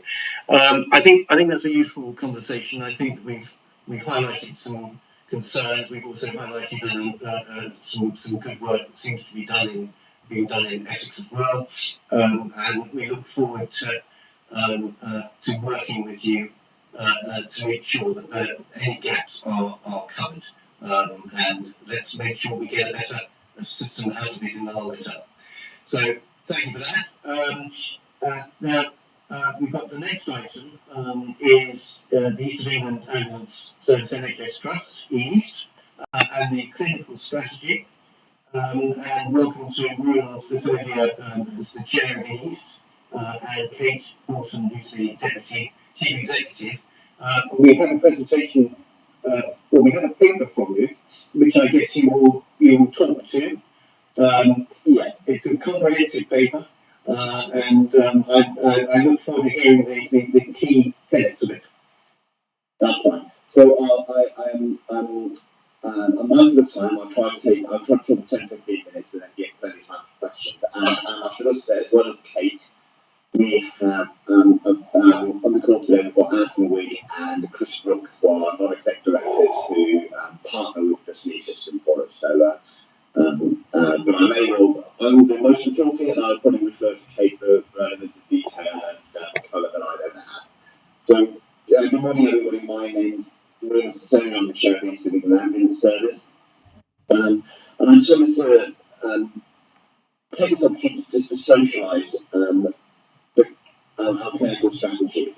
Now, a lot of what I'm going to talk to actually is very apposite, given that we talked about system improvement earlier in the call today, and also just had the right care, right person discussion. There's still a lot of crossover in what I'm about to say. So, I don't need to set context for you in that we all know quite how challenged the ambulance service has been, and again at this call we've talked about winter pressures. But it's in that context that we're operating. But also I think there's a real view that we need to really shape our own destiny and have a very clear set of priorities and a very clear strategy that steers us through this. And I'm going to try and describe to you what that looks like for us. So let me start with the priorities. We've set ourselves two priorities, and what I'll do is I'll talk through them both in turn, and then talk a little bit about what we're going to do about them, what we're doing to address those priorities. The first is the management of 999 calls, and this links very closely to right care, right person. So we receive across the east of England, about 17,000 incidents a week that are directed to the ambulance service for a response. Now, when we start to analyse those, somewhere between 30 to 50% of them, depending on where you draw the line in the system, are not best served by an ambulance response. So, just unpack that for a moment. This is not somebody that needs either paramedic care in their home or transport to hospital, urgent transport to hospital. What we are doing very often is sending ambulances to people who do not need ambulances, who require essentially a community-based response. And we mentioned this earlier. These are the unscheduled care hubs that we're setting up now. And there's lots and lots of anecdotal evidence around this, some great stories around how a coordinated community-based response rather than an ambulance response leads to better outcomes for patients. Now, at the moment, I think we mentioned earlier that the SNE hub was set up in April. At the moment, we're transferring initially hundreds of calls, well, thousands of calls through the hubs across the whole of the east of England. And our ambition is to really move the dial on that. It's going to be a slow process, but the idea being that we are able to, through a community-based response, better support the patients that don't need an ambulance response. So typically these people who have taken a fall overnight. Now, what are we doing around that? Let me talk a little bit about that. So we're changing the mix of skills that we have, particularly in our call centres. Kate mentioned earlier we're putting more mental health skills into our call centres. We're also getting upskilling people in our call centres to better able to triage and assign those calls out to the communities. What we need from you as an ICP around this is please continue to monitor the progress of these hubs. A key statistic for us and for you should be how many calls are being transferred across and how many calls are being accepted. So that community-based response is absolutely critical for us. Again, touching on the right care, right place, right person conversation we just had, the one thing we might want to consider that we've successfully piloted across other ICBs is mental health street triage cars and multidisciplinary responses to that. That's been really successful I think in BLMK and MSC. I'm sort of Kate to confirm those. It's nodding. Those ICBs. So that's the core part of our strategy. Is it's essentially saying working with ICBs and community-based providers to provide a community-based response to those low acuity calls that do not require an immediate ambulance response. The second area of priority for us is what we call category 2 calls. And let me just describe what they are. We have 4 categories of calls. Category 1 are essentially require immediate ambulance response. Ideally, a target being within 7 minutes. These are typically heart attacks and somewhere where there is a direct threat to life. Our category 2 calls are those which require the next level of urgent response. And typically these are things such as strokes and heart attacks that are not cardiac arrest. And these are the areas where really minutes matter. Minutes matter. If we are delayed 10, 15, 20 minutes in getting to a stroke, then that has a direct correlation to poor outcomes for that person. So category 2 is a really key focus for us. Now, last year, our category 2 responses were sitting at times north of an hour. The national target is 18 minutes. The interim national target, given where ambulance services across the country are, is 30 minutes. In order to deliver that, I asked the team to really just unpack those numbers for us. So at the start of the year, we did an analysis that said if we were to do nothing as an organisation, our category 2 response times would be about 50 minutes, 51, 52 minutes. There's a whole lot of things that we can do internally, which is increasing our staffing, so we're bringing another 775 clinicians or front-facing staff into our organisation this year, which incredibly remarkably is going quite well. We're looking as if we're going to there or thereabouts hit that target. We're putting more ambulances on the road. So there's a lot of things we can do internally. Now, those internal things that we're doing buy us 6 minutes from the analysis that we did at the start of the year. But on the 50 or so minutes for the category response time, those external things, those internal things buy us 6 minutes. The external things are the way the real game is, because that buys us 23 minutes. And what's the external thing? It's hospital handover delays. At the moment, we are spending, I'm just looking at the stats for last week, our ambulances spent 2,673 hours queued outside of ED departments last week. And that's 2,500 hours where our ambulances are not able to respond. So that's the second piece of real partnership working that I think that we're looking for is working with our acute colleagues, so in Sneed, Colchester, Ipswich and West Suffolk, to reduce handover delays. Now, actually, touched on earlier, the Sneed hospitals are doing reasonably well. I think Ipswich had a dodgy week last week, but the Sneed hospitals are actually broadly doing pretty well. I think that was alluded to earlier in this call as well. The issue we have is that when Norfolk falls over, exactly Norfolk does fall over a lot, all of our resources get sucked up there because it's all very well as being having an ICB footprint, but if we have a category 1 call 15 minutes across the border, of course we are morally and ethically bound to respond to that. So it is very much a system response. But again, let's unpack that system response a little bit further. I think we all know what's happening in hospitals at the moment, but the issue is actually there's a lot of focus on the front door, namely the ED departments, but the reason, one of the main reasons the ED departments are clogged up is because the back door is blocked and we're unable to move people, step people down and out of hospital.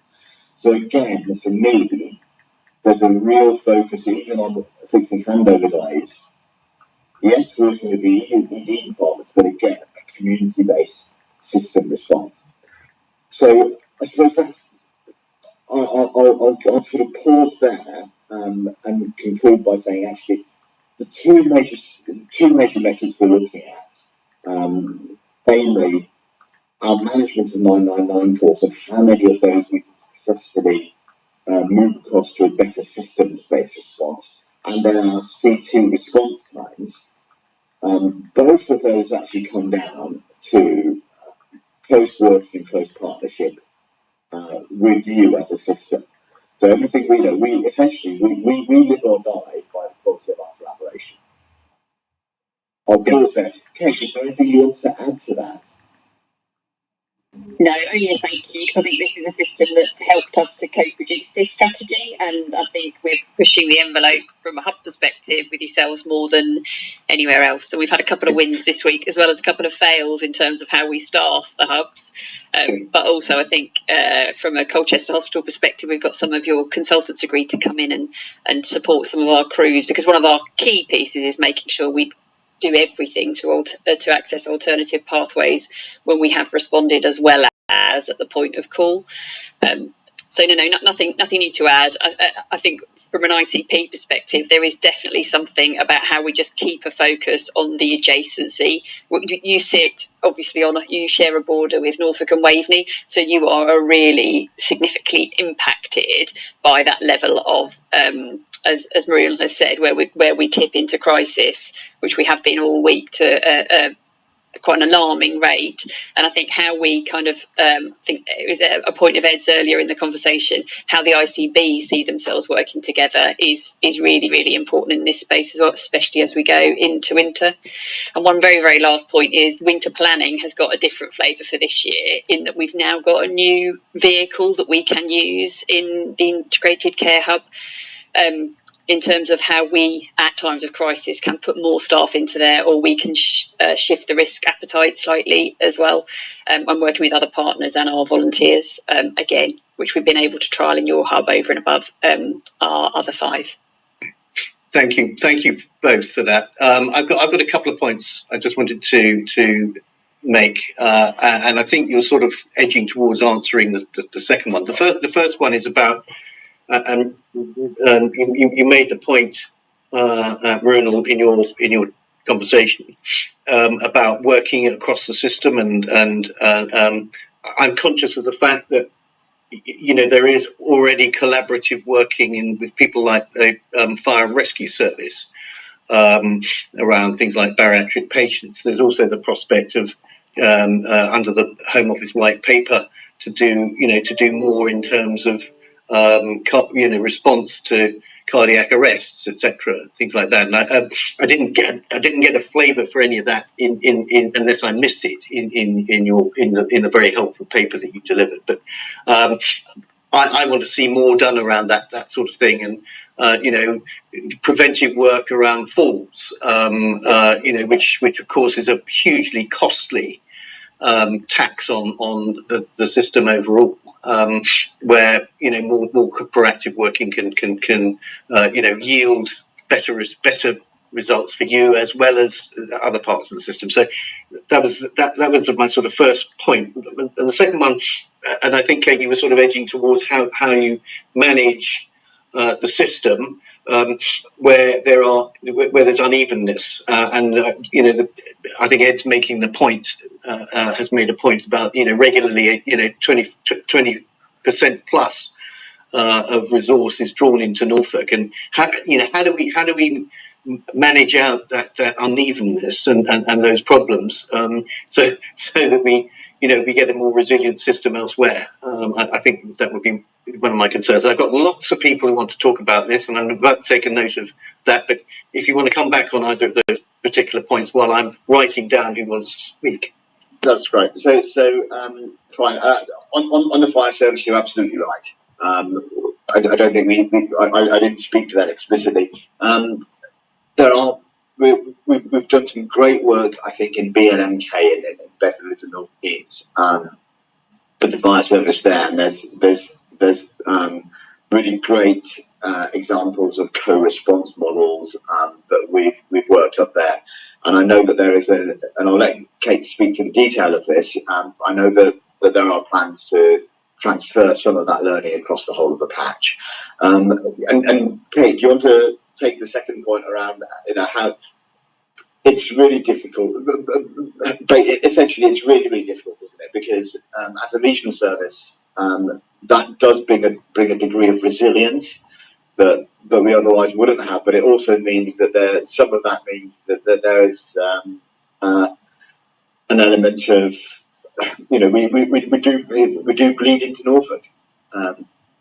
But what about Cambridge and Essex? And I mean, there are we share borders. Yes, Sandy, Cambridge, not just Norfolk.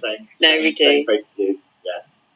Can I just jump in? I'll be really quick because I'm really keen to hear what the other hands have got to say. So just on the fire, Bedfords were absolutely our key collaborator and are, but we've had amazing success in Essex. I talked about it at the Health and Wellbeing Board. We've gone through an interview process for community wellbeing officers, which we're trialling as a kind of a preventative response falls support, whole-time equivalents within the fire service to support responding to calls. So they'll be in place before winter. We've just started the co-response conversation from a Suffolk perspective, making some ground there, which is great.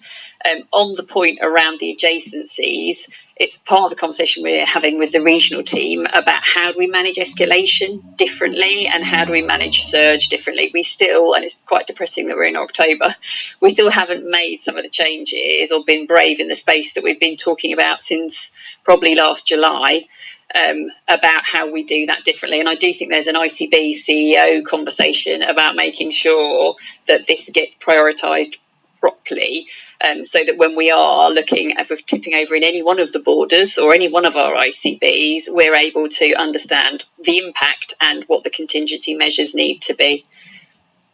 Okay. All right, thanks for that. That's helpful. I've got 7 speakers, and it's Peter Smythe followed by Nicola Cottington, and then I'll work through the rest. So two linked questions, if I may. The first is basically, I think this is the second large player in our ecosystem that sort of quite dramatically changed the way in which it's working.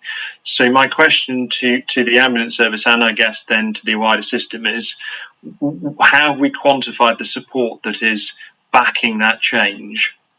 My second question, which is linked, is I have been calling for a number of months now for a proper evaluation of this, because it is the right thing to keep people in their own homes, but it is not easy. And I've asked for an evaluation that encompasses the 2 weeks after the call, but for some reason that's been pushed back from its date of 1st of November to end of January. And that seems a little disappointing to me. So those are my 2 queries. Okay, do you want to come back on that? Yeah, happy to. And I didn't know it'd been pushed back, Peter, if I'm being honest, because I think these are the conversations that we do need to have. And the push that we've been having across all 6 systems is we need to understand if this is reducing duplication or if it's keeping people at home, the resources do need to follow.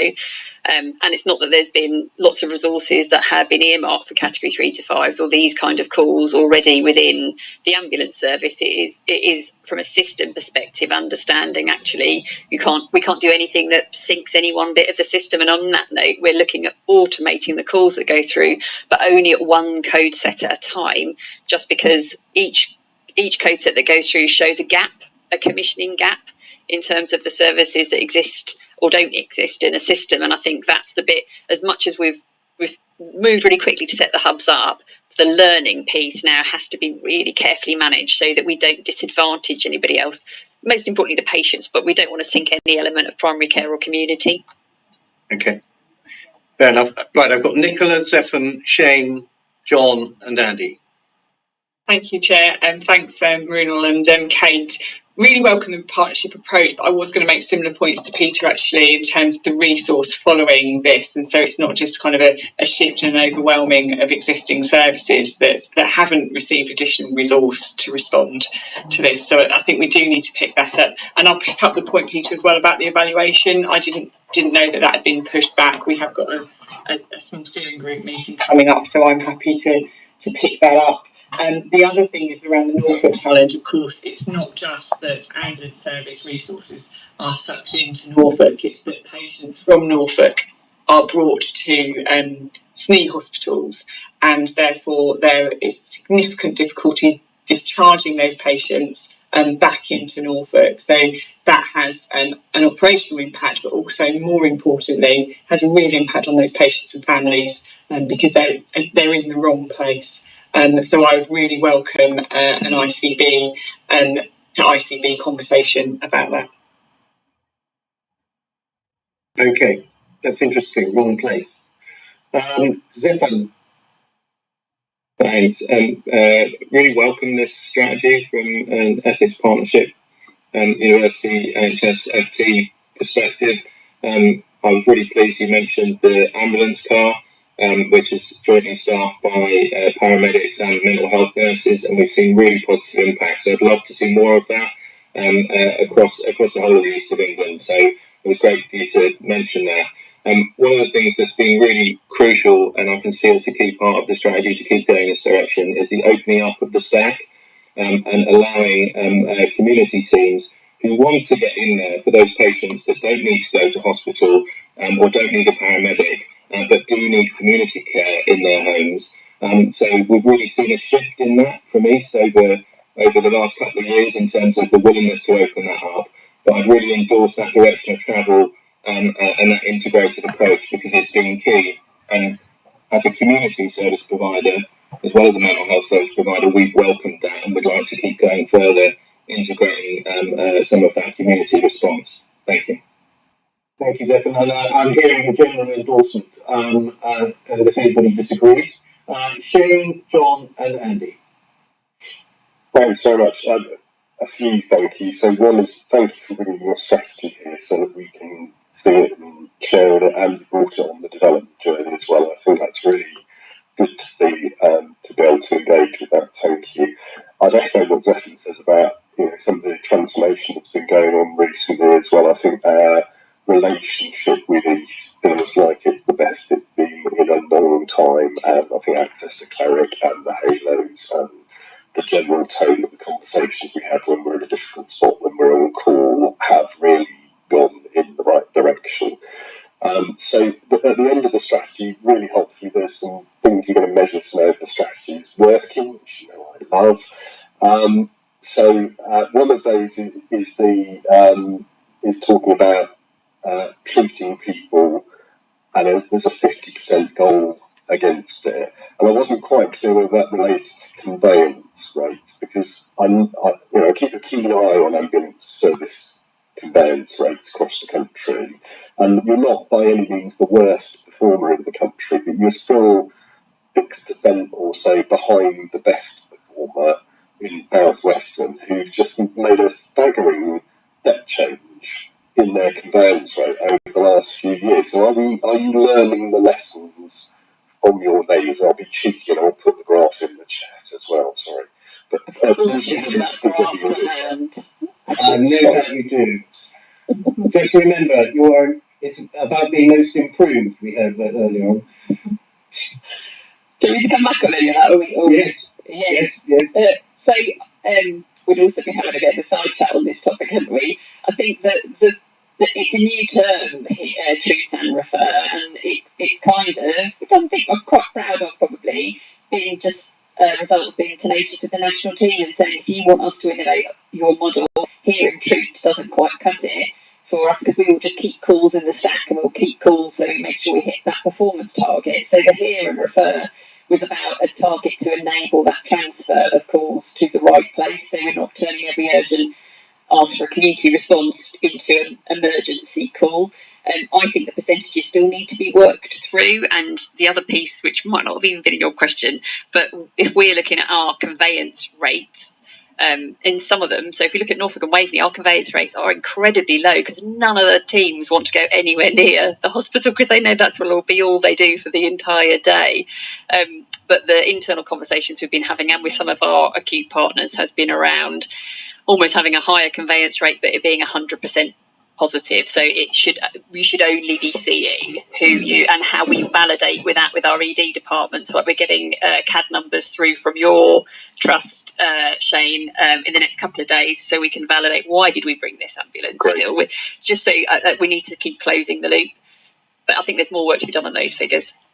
Lovely approach, okay. Thank you very much. Thank you. Great, good stuff. So, John, and then finally Andy. Yeah, it's just to encourage us as a system to have a broad definition of community, both and so in terms of community response, doesn't have to be a NHS provider that's providing that response. There are examples elsewhere in the country of VCSE organisations getting involved in some of that work, which again doesn't have to mean Suffolk Mind. That's not me, Stuart, doing a pitch.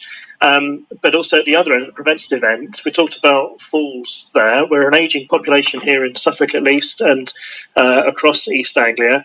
Active Lives, another VCSE organisation, is actively involved in ultimately preventing falls. The reason that we're not seeing their chief exec, Julie Stokes, at some of these meetings anymore is because she hasn't got time to go to them, because she can't afford the same level of team that she's had in the past because of funding restrictions and challenges. And that will ultimately have a direct impact on the strength of people who are ageing in Suffolk, which will ultimately then have a direct impact on the number of people that are falling and having to call ambulances in the future as well. So it's just about community is often used as shorthand for primary care or for GPs or for just community hospitals, but we need to make sure that we're involving other organisations in that community response as well. Okay, John, thank you. Andy? Thank you. Thank you, Manal. Nice to meet you online for the first time, and thank you, Kate. It wasn't many years ago that I and other Healthwatch chief execs would hear the Ambulance Trust leadership talk about how impossible partnership working is for the Trust because of having over 6,000 stakeholder organisations that have an interest, a keen interest in your services. It's so refreshing to have you on the front foot and leading on partnership working within each ICS. It's just amazing. And I can really celebrate what you're beginning to do with the hubs. What I'd love to see is some sub-hubs, really, to spread that good work. Maybe that's the next stage. And the last thing I would just say to you both is that your work or your intended work with local health watch across the whole region is also really exciting. And I think we've got a meeting coming up just after this one, haven't we? We have. Good. Okay.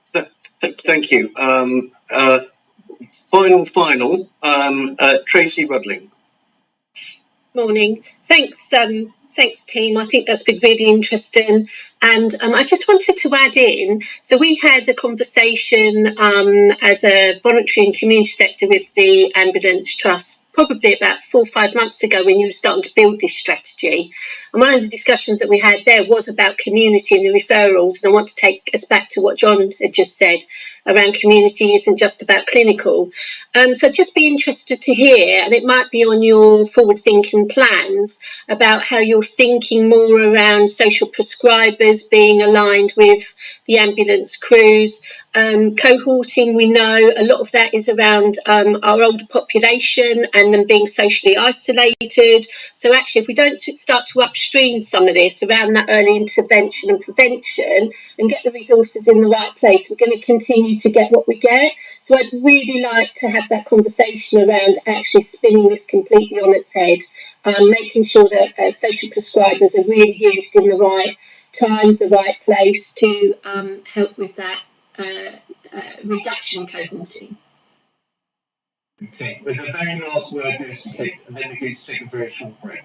Thank you, Tracy. Sorry to see you cut you off. I'd love to have that conversation. I think the bit that we're doing balancing, or I personally doing a balancing act, is trying not to step into everybody else's dance space. So I think the social prescribing, the volunteering, absolutely. We've got a fantastic cohort of 300 community first responders in your patch who could dying to do more. But I think it's also probably racing to get the hub up and running. We're now probably in a space where we can start having some of those. So let's put a cup of tea in. Great. And for my part, I very much look forward to hearing about progress and outcomes in a few months' time. So please come back and talk to us again. So we're going to take a very, very short break. Thank you to both of you. Short break, maximum of 5 minutes, and then we'll come to part 3, and that's acute and community NHS provider collaborative, and then hearing from John Spence about Essex devolution, and that's the next substantive item. So 5 minutes. So we're back 11:20, if we can do that, or 11:21.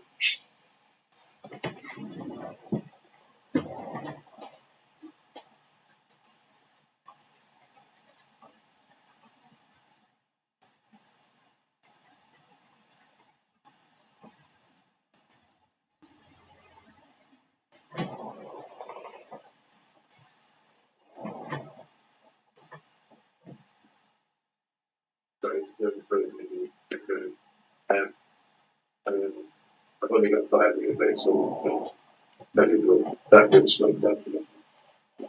Can you just get me to be able to speak to them? About ambulance powers. Still, I think we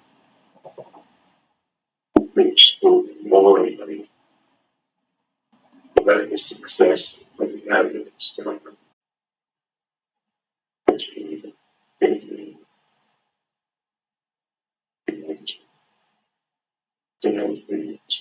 Something like that, you know, just maybe feel honest and simplify something that we might not get and speak to them.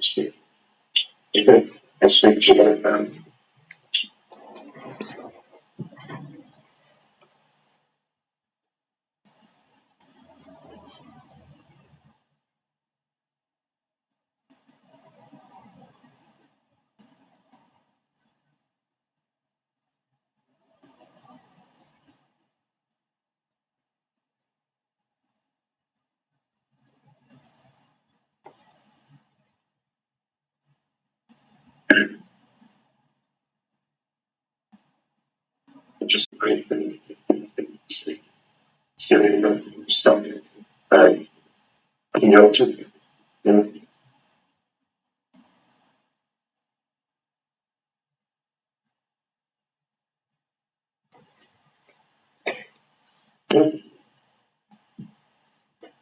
that's, you know, and what is, you know, it's more than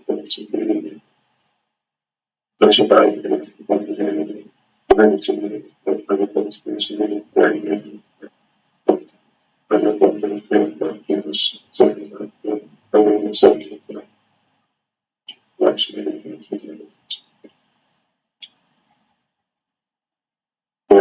Anyway, I need to go back there. Have a nice weekend. I'm sorry, I missed anything else really.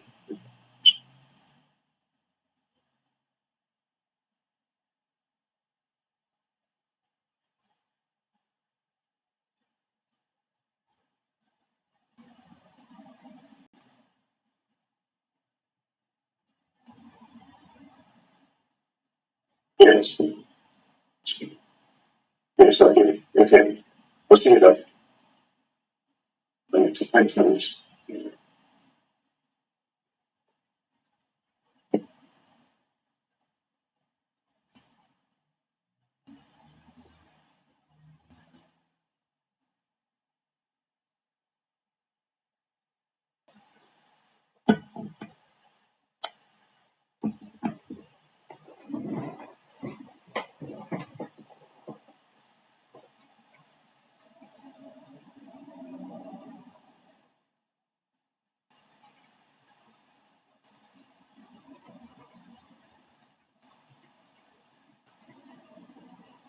Okay. Thank you for all coming back to the meeting. I think we'll kick off. The next item is from Nicola Cottington West Suffolk Foundation Trust, and Shane Gordon with respect to North Essex, East Suffolk North Essex Foundation Trust, to take us through collaborative working as providers and your shared vision and principles for collaboration and governance for the programme of work. So we're here to note the work and progress of provider collaboration. So over to you, Nicola and Shane. Thank you, Chair. And Shane, are you happy if I kick off? I'll take that as a yes. Thank you. I'll take the paper as read. It is here for noting and for information, so I won't go through all of the content in the paper. It does set out the policy context around provider collaboration, and that is often referred to as acute collaboration or acute collaboratives. We want to recognise that both Essex and West Suffolk are very proudly privileged to be providers of community health services as well as acute health services. So we're very keen that we emphasise that. One of the things that I wanted to focus on was really the development of relationships and transparency between the two organisations over the last 18 months. So you've got some of the sort of what we're doing and what we're achieving, but actually how we've done that is through those increasingly strong relationships. So we've had 2 board-to-board meetings. We've got another one coming up next month, and we're going to transition that board-to-board meeting to the collaborative oversight group, which you'll see described in the structure. Now, of course, on the ground, our teams have always worked closely together and continue to do so, and particularly the pandemic provided both the need to do that, but an opportunity to work even closer, and we were able to reduce waiting lists for our longest waiting patients through mutual aid that happened during that time and after that time. So the teams kind of get on and do it anyway. They don't need us to give us permission to do that, but really what Shane and I try to do is create a strategic vision within which the teams can work and support them, challenge and spread the good practice of collaboration that we see happening. I do just also want to pull out a bit more information on the pathology network, so the East Coast Pathology Network, and Shane may want to talk about Eden as well, the diagnostic network. These networks are wider than Essex and West Suffolk and wider than say the East Coast Pathology Network, which I'm the SRO, covers both SNE and Norfolk and Waverley. Some people in the meeting may recall the history around pathology networks locally, and it's really important that we learn from that history. Again, it is national policy that pathology departments and hospitals that have pathology departments network and provide services in a networked way.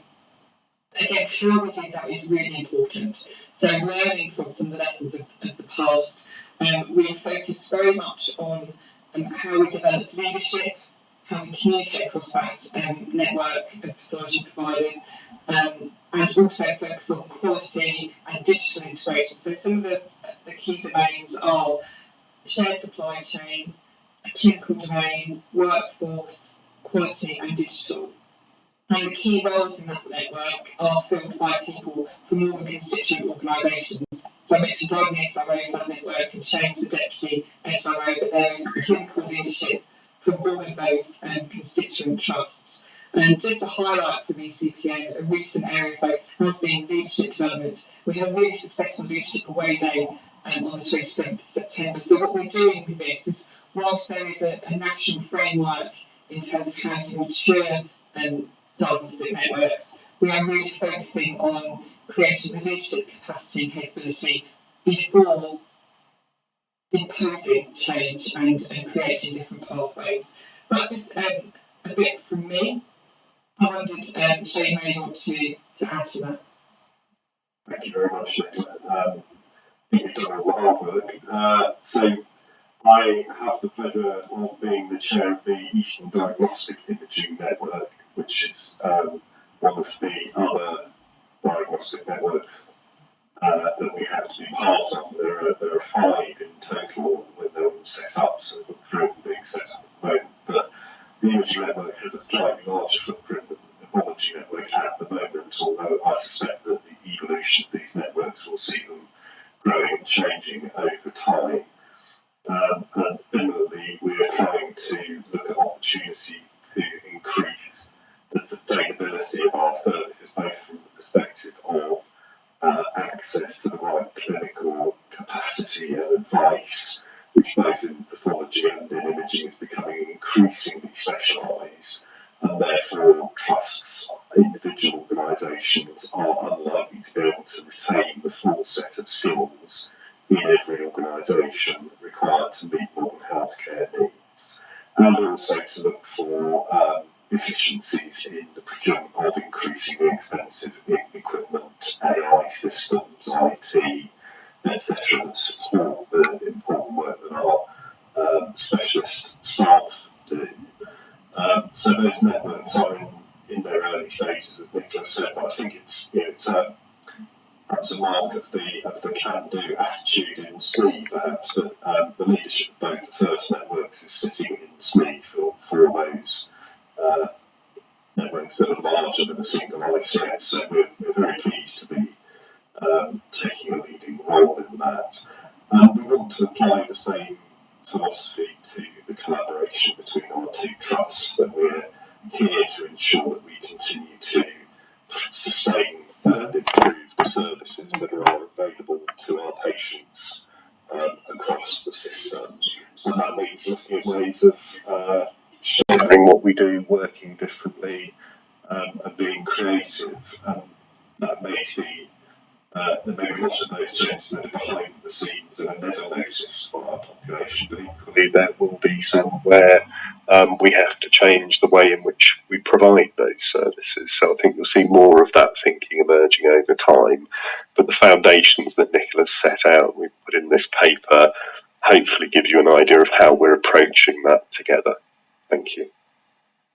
Okay, well, thank you both. And I note that a lot of what you're planning to do, of course, is new and is yet to happen. But well, I'd like to hear more about how progress is being made as and when you feel fit. But probably in the middle of early spring to the summer of next year would be a good time to hear from that. I've got Ed Garrett. Thank you, Chair, and thank you, Nicola and Shane, for your leadership in this space. It's just fantastic. A lot of the focus of this conversation is often about how the two trusts work together, how the clinicians work together, if you like, horizontally. But Susanna and I are planning for a conversation in this forum around a kind of different angle on this, which is kind of a left shift into community.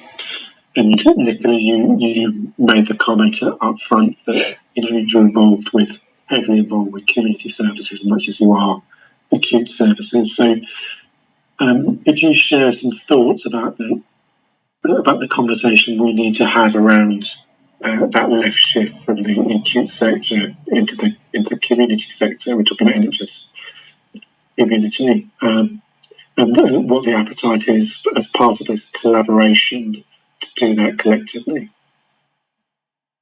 Absolutely, I'm happy to comment on that, Ed. It's a really good point, and that is where some of the huge opportunity is, which is why we've been really keen to say this is not an acute collaborative, this is a community and acute collaborative, and both trusts now have significant experience of managing community health services as well. I'm going to say from a West Suffolk point of view, but actually it's common to Essex as well. We have the brilliant opportunity of the Future System programmes, the new hospital programme, which has galvanised some of this. So the strategy for the new hospital in Bury St Edmunds is very much built on the need to have that left shift, so to move services out into the community. And that's not, so taking on board Kirsten's point earlier, and it's interesting that a lot of these presentations have a similar thread to them. We absolutely need to be cognizant that by shifting out, we do need to think about the resource that's required. But we have that opportunity as an integrated trust to do that ourselves. And it's the same with ESNEF. So I know that ESNEF actually have an integrated services division that covers not only community, but some of those services that would have traditionally sat in the acute, but are actually now managed differently because of that integration. So there is a wider view being taken on this as well, because of the investment in the East of England in so many new hospitals. NHS England are taking a great degree of interest into how we achieve this left shift, and I've been involved in some of that work as well. So absolutely, it's what we need to do. We need to do it even if we weren't having a new hospital, but the new hospital gives us the opportunity to actually really focus on this and look at what could be achieved, so that we build a hospital that only does what a hospital needs to do. And we're absolutely sharing that learning with ESNEF, so ESNEF are a part of those plans as well. So we're not just looking at it from a West Suffolk point of view. Thanks. May I add to that, Chair? Thank you. Absolutely echo what Nicola is saying. I think the integration of acute and community services in our two trusts is a fantastic starting point for looking at left shift. It has to extend beyond that, though. I think some good examples we've already got in progress are the sharing of learning between the community services in, say, the work on the urgent care response hubs and virtual wards that's going on. Nicola mentioned the fact that our community services divisions also look after care of the elderly services in ESNEF. There's already a deliberate integration of services between acute and community there. And I think that the work that's going on with integrated neighbourhood teams in Suffolk is leading the country in many ways. I think we've got further to go in North East Essex, but good to see that work being focused on in the Alliance now. We're looking for every opportunity to support that. Thank you.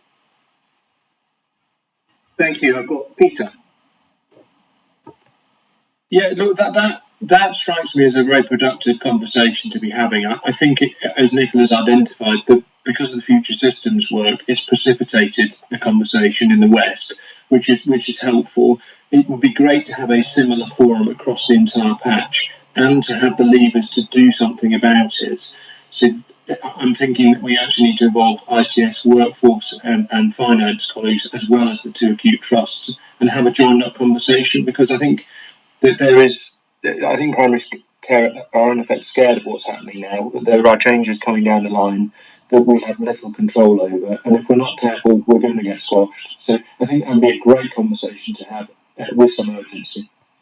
Very happy to have that conversation. Absolutely sure we're going to get squashed. Do you want to come back on that as well, Nicola?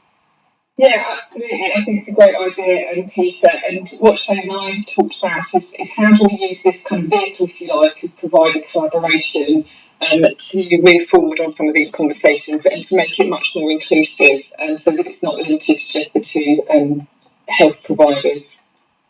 It's baby steps at the moment, which I think it's worth saying as well. Fair enough. Well, thank you very much indeed for sharing this with us. It all sounds very positive. And as I said, let's hear about this again in terms of how things are progressing when you're ready to do so in 2024. Right. So the next item there is a verbal commentary for information from John Spence on Essex devolution. So over to you, John.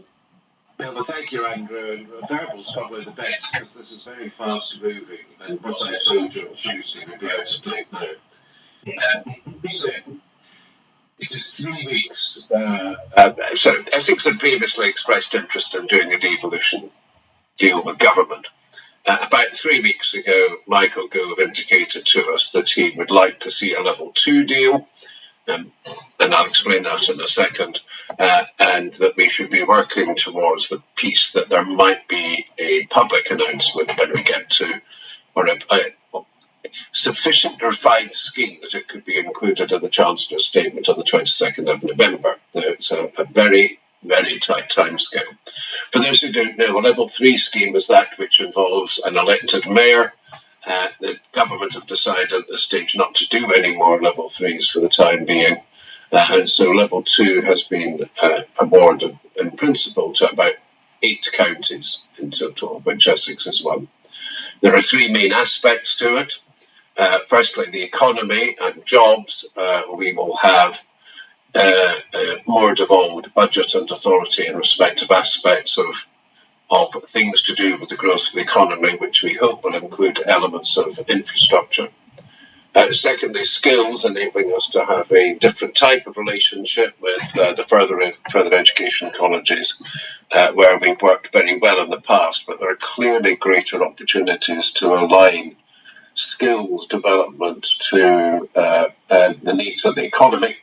As we've seen so spectacularly in Harlow, a town that used to be characterised for the levels of deprivation, but with the work we've done through Harlow College and Manchester Airport's group who now run Stansted, they now run courses which enable young people in Harlow to access the better paid engineering and skilled jobs at Stansted, and an approach we've also taken in anticipation of the relocation of Public Health England. And very important, actually, Andrew, in the context of the coastal communities work that was alluded to, I think, by Sharon earlier, the role of quality employment in taking away deprivation. And thirdly, public transport, which will give us the opportunity to directly run bus franchises, and the experience we have in the public transport field at the moment, which we at the moment can only keep going as trials, we would have the authority to roll out across the county. So 3 aspects: jobs, skills, public transport.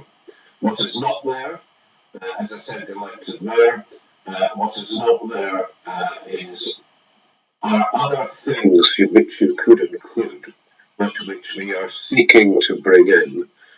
And in particular here I'm thinking about aspects of public health. The wider determines health debate is the same in Southend, Suffolk and Essex. There are no plans in any way to merge public health functions, but having a greater ability to work at a higher level. There's very good partnership work already, but to take this to a higher level would be welcome. I could go on about some of the other things that are in the basket under consideration. Allied to this will be the greater formalisation of some existing groupings of our district and borough councils. So we have already a strong collaboration going on in South Essex, that's between Southend and Thurrock, the 2 unitaries, and then 4 district councils, Castleford, Rochford, Brentwood and Basildon. That's now going to be replicated by a group of North Essex councils. And that's important, firstly, because it will give them a means to have district borough council representation on the combined authority. And secondly, because we're hoping it might lead, but this is only hope, we have no authority here, it might lead to some greater sharing of back office services in a way that has progressed far more in Suffolk than it has in Essex.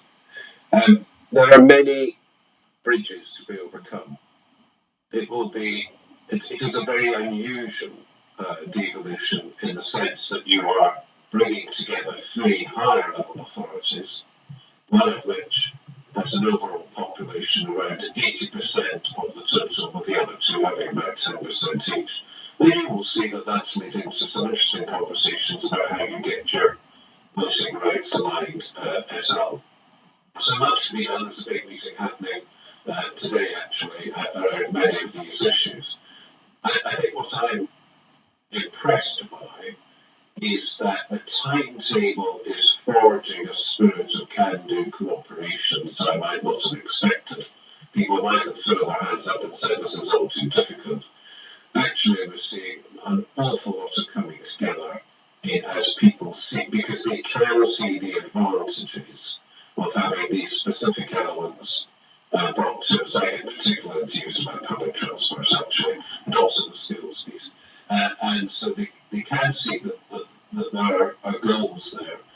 It is forging very good debate, very open debate, with a view to seeing if we can get over the line. And I will put it that way, we are very determined to do it, and I'm not going to say this is a done deal, Andrew. There's a lot of work to be done to bring it to pass. And one can see how this may lead on as great a partnership. It's just very interesting, actually, having just listened to Nicola and Shane talk about the partnership between the trusts. You always find yourself asking, well, why not just combine the trusts? And you're not there, and I'm not suggesting you should be. And so this is not about public sector reform. This is not about councils coming together to rationalise the number of councils, but it is about how you forge all the best aspects of collaboration without that being in play. If we get over the line, when we get over the line, the aim would be to move to the statutory public consultation for 8 weeks, starting in early December. I'm just sitting here, Andrew, on the 13th of October, I'm thinking, crikey, we've got a lot to do. Fine, thank you, John, for sharing it. And just to say, Suffolk is one of the 8, and we are in a similar but not quite the same state. So I do have a question, John, from Susanna for you. So thank you very much for the update, John. It's a very simple question, which is, given colleagues that are on the call, what can health and care partners do to support Essex with this, and how should we be involved? Well, the first thing to say is the 3 integrated care boards already have helped by indicating their support for it. And in a way, actually, it's almost that passive support that we need at the moment. There are no players in this piece. And I think the help will come particularly when we get over the line, as I hope Suffolk does as well. I wasn't ignoring Suffolk, I've just been asked to speak with Essex. And I think the real help can come once we're over the line. I would just say, Andrew, the quality of the discussions that we are able to have in these calls with the whole of Suffolk, I was particularly, Susanna, reflecting on the excellent chairs meeting on Tuesday afternoon. I think you well understand the complexity we're having to deal with. I am allowed to envy your simplicity, because you will be able to win out of some of these girls in the health and care space much more easily than we can. Great, thank you. Zephyr. Thank you, Councillor Spence, for that really helpful update. I think in reference to the collaboration across health and care, it was relevant in this context to remind the integrated care partnership of the collaboration across mental health services that's been agreed across that same footprint of Essex, Southend and Thurrock. And I think there are greater opportunities to be exploited in health and care, operating collaboratively across that footprint. We've brought the strategy through this meeting before, and we've been establishing the strategy implementation group. So I hope that those sorts of collaboration in health and care, which involved all the local authorities and all of the health partners, can be further supported and boosted by this work that you've briefed us on, Councillor Spence. If I may just respond, Andrew, absolutely. People overlook the degree to which there are arrangements in place across the Southend, Essex and Thurrock footprint, of which mental health is a prime example. I will, by the way, be wanting to hear that the ambulance car, which we heard about just now, is being rolled out across Essex, so that's another conversation. Fair enough. Take that one offline, Don. Okay. Right. Thank you very much for that. That was interesting and helpful. Any other questions for John before we move on to the final Can line? I ask you, Andrew, is your delegation the same thing as ours, economy, skills and yes. transport? Yes, it's the same one. Thank you. I'm very happy to talk about it at some stage. I've got one question from Sharon Alexander. Thank you, Chair. Councillor Spence, I'm just interested. I think that on the surface, devolution, I think, is good for Essex. But I'm interested in what the implications are for the voluntary sector. Not an easy question, I know. Yeah, well, I would, Sharon, please, everybody. You've all been calling each other Peter, Shane, and Sharon. I'm John. Get this council Spence nonsense. Anyway, I would covered that, John. I would say at this point, Sharon, if I was quite honest with you, I don't think there will be any impact at this stage. I think it's what follows on in due course. But the things like the Community Foundation already operate to the enlarged footprint.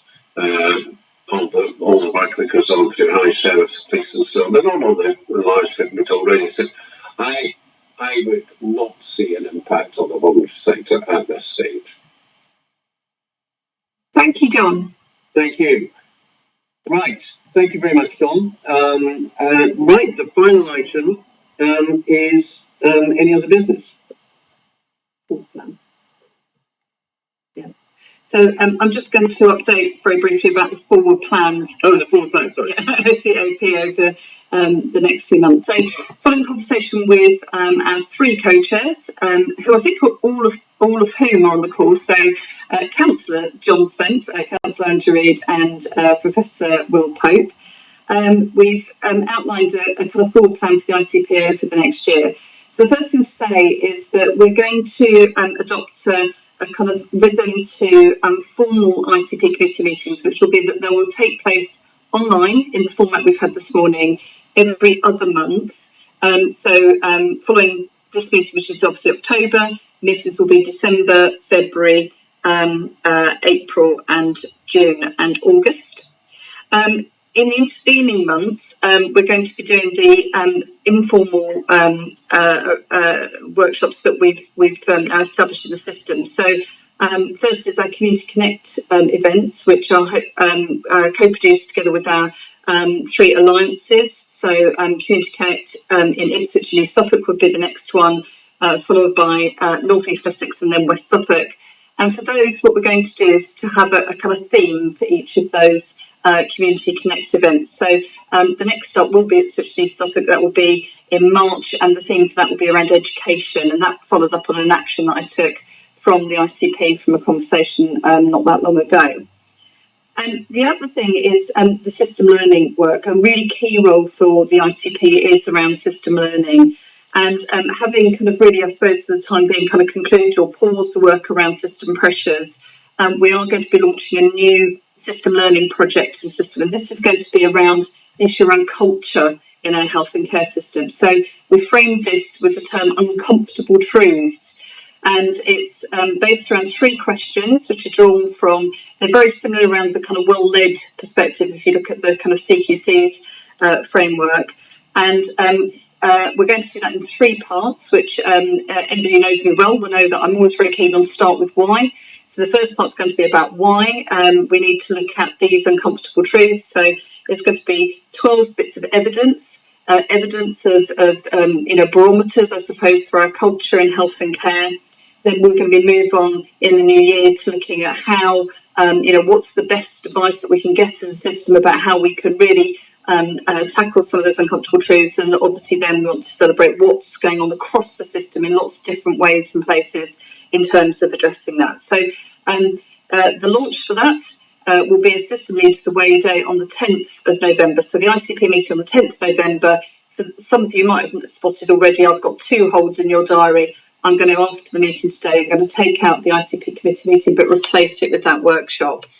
The other exciting invitation from me is that if you're somebody who a lot of colleagues have been really intrigued by and really interested in a conversation about culture in our health and care system, I really, really would appreciate it if you would volunteer to take part in the panels for that event to talk around those points. So again, I am going to write out to ask colleagues if you'd be interested in participating in the panels for that event.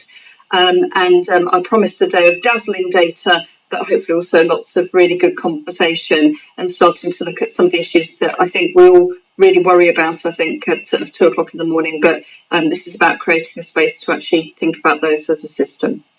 So, uncomfortable truths next up. All of those things we will make adjustments for in your diaries, and I hope that that provides a good balance of the formal online committee meetings, but at a slightly slower pace, but interceded by those very important, deeper conversations around some of the really important stuff in our system. Great, thank you for that, Susanna. And I'm very much looking forward to this new format. Are there any questions around that you might want to ask now, or are you happy to leave it at that? No hands are up. Thank you very much indeed. And I think that apart from formally announcing that yes, 10th of November for Uncomfortable Truths Part 1, that is our next opportunity to meet. So I will close the meeting at this point. Thank you. Thank you. Thanks, everybody. Bye. Thank you. Bye. Thanks. Bye-bye.